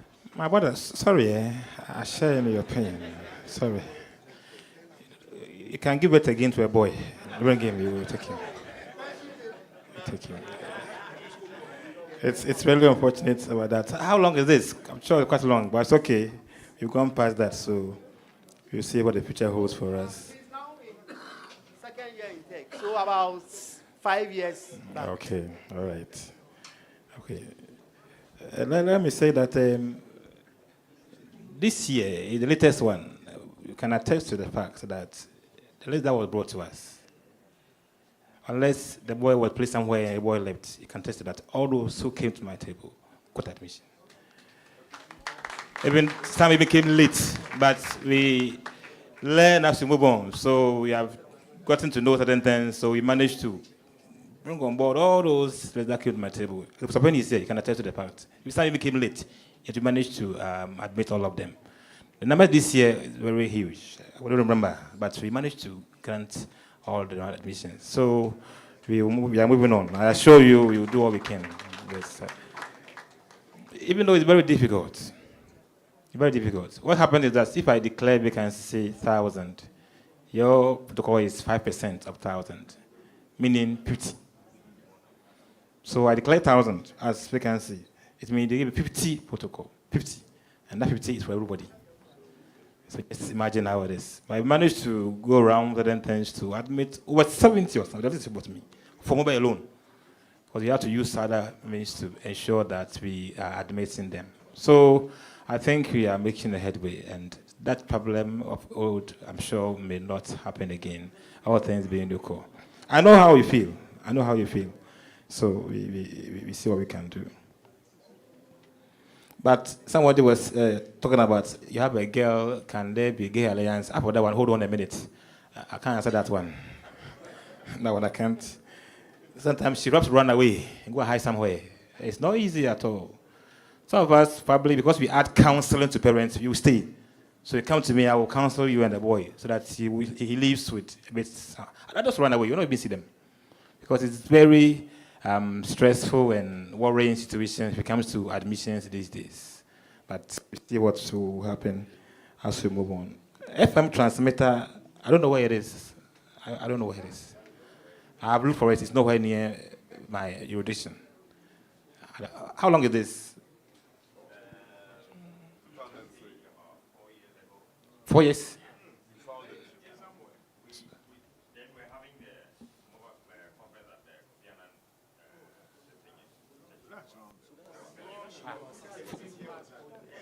It can be 4 years because I am 5 years old.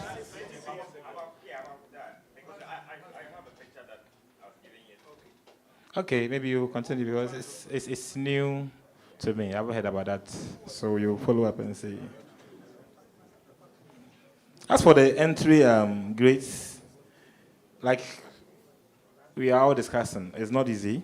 So let's hope that things get better in the future. Assembly hall, yes, it's something we have been talking about, but like Mr. mentioned, one by one, stage by stage. So maybe after one thing, you will get there. It's quite challenging now. I remember one Sunday, I was not even there. We were at church service. Rain started, you have to stop everything. Each time there's a rainfall, we can't do anything because we do our services in the open, the quadrangle.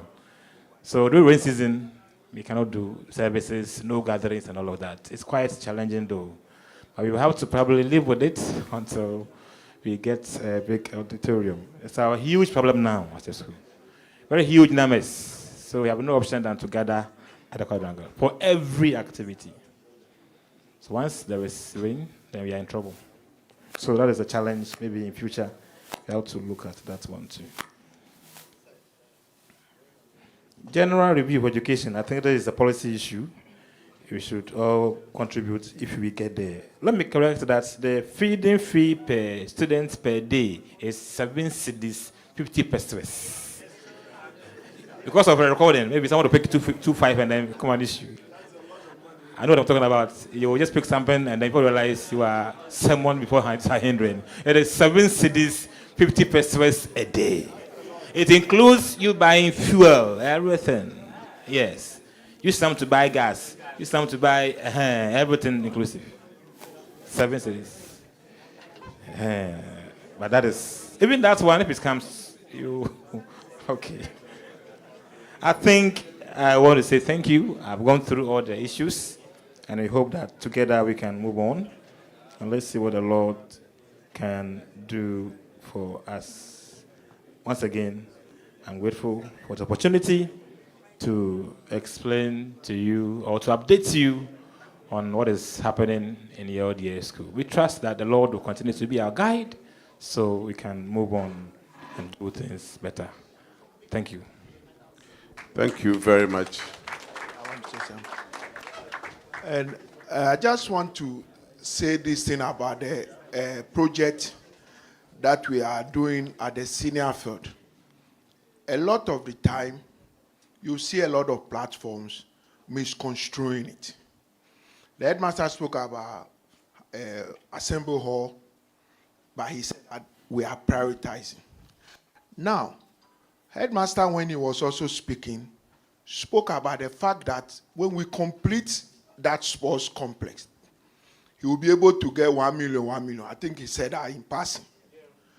Now, it's very important that we emphasize this thing. As in Mfantsipim, Mfantsipim made us aware that we need a sustainable way of funding the school. We need to be transparent about our funding, and we need to be accountable. He's sitting here. At times he says it at next meeting, now, but this is his vision.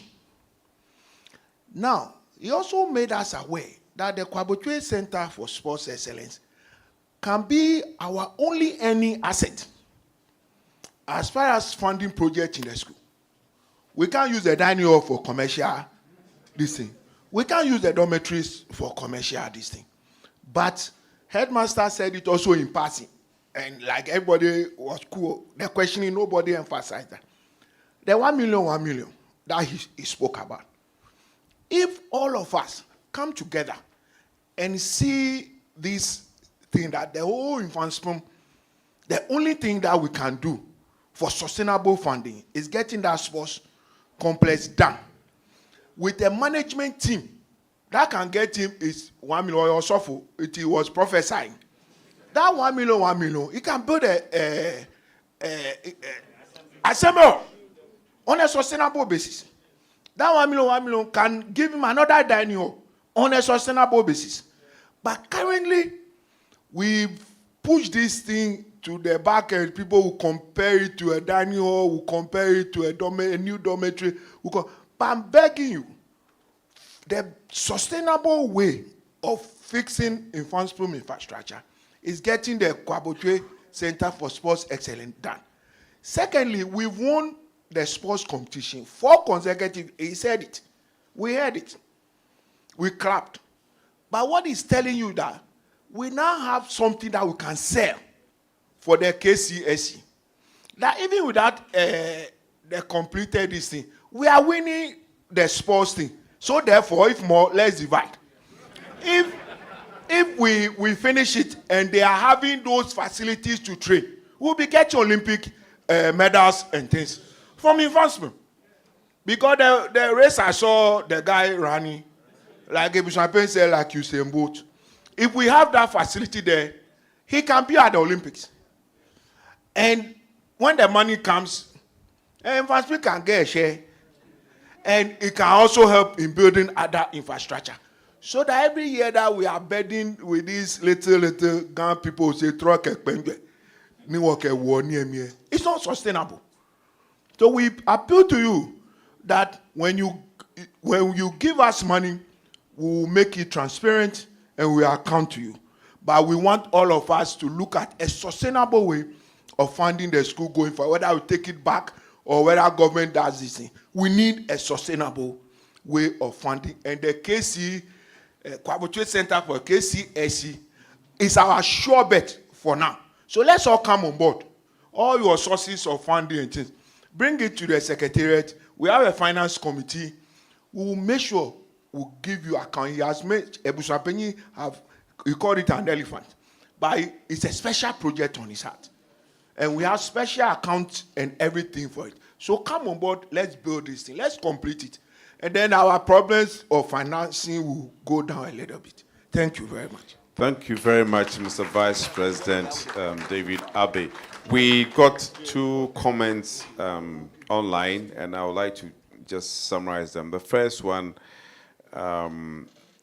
is about the color of the uniforms that the students wear, the black and the red. The member is saying that it is not inspiring enough, that if the black shorts, he said the top already has black in there, so if the black shorts can be changed. So they're talking about changing the uniform. And then we need to market our brand and be very attractive as well. I wish that person, that contributor can hear. Because it looks like Then the second one is about the plaques that were put at the senior field. He's suggesting that if we could reduce the cost of the plaque so that we can get more people contributing. Because he says so far what has been made realizes it's not enough. I'm not too sure whether we agree with that, because these days we are going higher and higher. On Tuesday when we launched the logo, we were getting minimum 10,000 CDs. And between Tuesday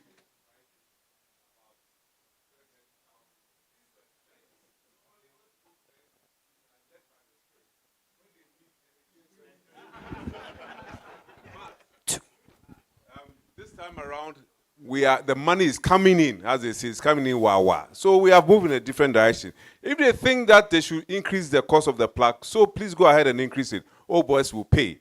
We are resetting to make it possible, as we said. So that's about it. I think that we will say a big thank you to all of you for this session, one of the most important, where everybody's voice is heard, both here and those online. Please, our central region, you have a special place because the school is in Cape Coast. Yeah, thank you very much. Just a quick one to add on to the youth policy that is to be generated. Let me be very frank with you. if you go to the tertiary institutions, and I think the Legon guy was, it's about only Mfantsipim old boys that are active amongst all the secondary schools.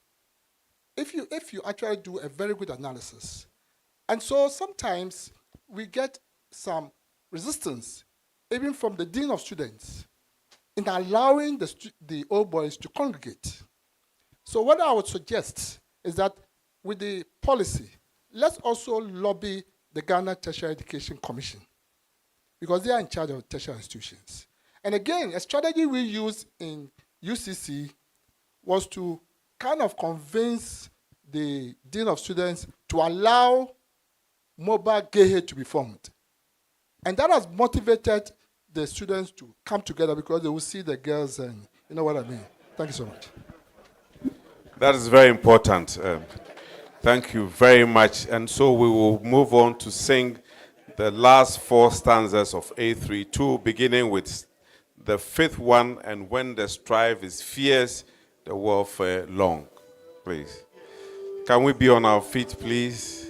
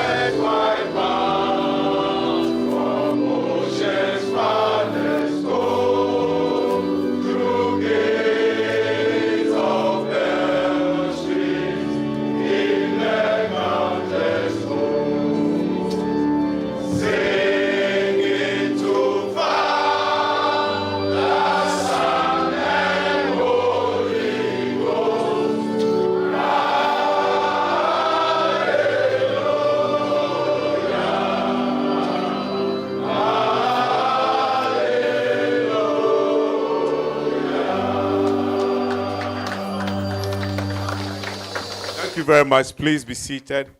We are about ending, but we need to go home with the results of the fundraising. So we will start from those who came in last, and it's understandable. They are the babies. Our broker money, they were 7th. They made 105 Ghana cedis. Locust Swizer, they came in number 6, 1,390 Ghana cedis. Balma Aqua, number 5, 1,530 Ghana cedis. Pickard Parker, number 4, 1,760. Freeman Agri, number 3, 2,050 Ghana cedis. The second position went to Batal Smith. Now you listen to this carefully. It's 1,780 Ghana cedis plus $100. So that is why they are second. And then the winner, I'm happy to announce, Saba Pico, 5,700 Ghana cedis. Saba Pico's 5,700, and the total is 14,315 Ghana cedis plus $100. 14,315 Ghana cedis plus 100. So we have closed the polls. Any other that comes in, we'll add it. But we've closed. The Electoral Commissioner has ruled. So we thank you for your contributions at that event. So now we need a motion for adjournment of the 10th MOBA National Conference. Motion to adjourn conference. Please, our man from the Western region.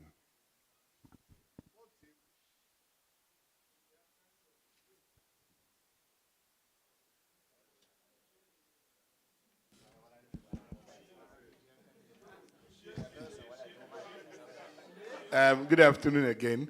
In the absence of any further deliberations and discussions, I move that this conference be postponed until the next year. Adjourned until the next year. My name is Bill Ollins, MOBA Western. Thank you. Thank you very much. And the seconder, who seconds the motion? Please. Please. All right, so I, Nana Prempe, I second. Thank you. Thank you very much. And I will call on the headmaster to, this time, please come here and give us the closing prayer. Thank you.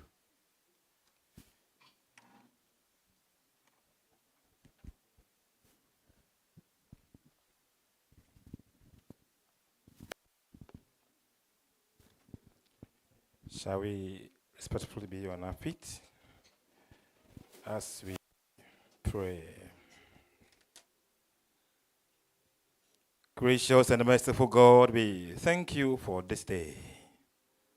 Thank you for this gathering. Thank you for what you've learned through this conference.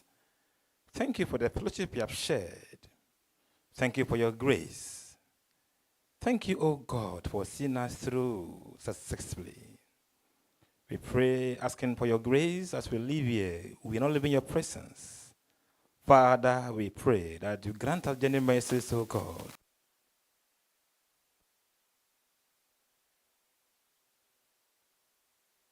We look up to you for strength, for wisdom to undertake whatever we are planning to do. It's our prayer, O God, that you continue to bless our school. We're looking forward for your grace, O Lord, in resources and finances, O God, to do what you want to do, to lift high the flag of Mfantsipim School. Father, we pray that may your continuous presence, O Lord, lead us and guide us in all our endeavors. Strengthen us, O Lord, as a fellowship, as association, O God, that together, with unity, we can achieve what you want us to achieve as a school and as an organization. We depend on you, O God, for strength. Father, without you, we cannot do anything.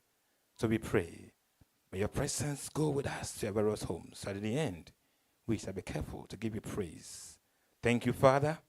Thank you, Son. Thank you, Holy Spirit. Amen. Thank you, Mr. Headmaster. Please, let's resume our seats for a couple of very important announcements, very short ones. On Tuesday, when we did the logo launch, we had some pen drives there with the Dream Shekan on it. in for 500 cedis a piece. So we have the rest of the pen drives here. If you are interested, you can pick one for 500 Ghana cedis. Then the second one is, and this is for me, is the most important announcement. At the time we're coming here, only 6-year groups had paid their dues for the year. Dues are meant to be paid in advance. So ideally, in January, we should have paid. We haven't changed it. It's still 5,000 Ghana cedis. So please, if you are here, you know that you haven't paid, please let the Secretariat have your dues. Thank you very much. And also, whilst we are seated, we'll begin to pass around or share the food packs, our lunch, so that we can all take it away. We want it to be orderly, so please just remain seated. The food will come, will be done in the next 5 minutes. Everybody will have a pack. Oh, okay.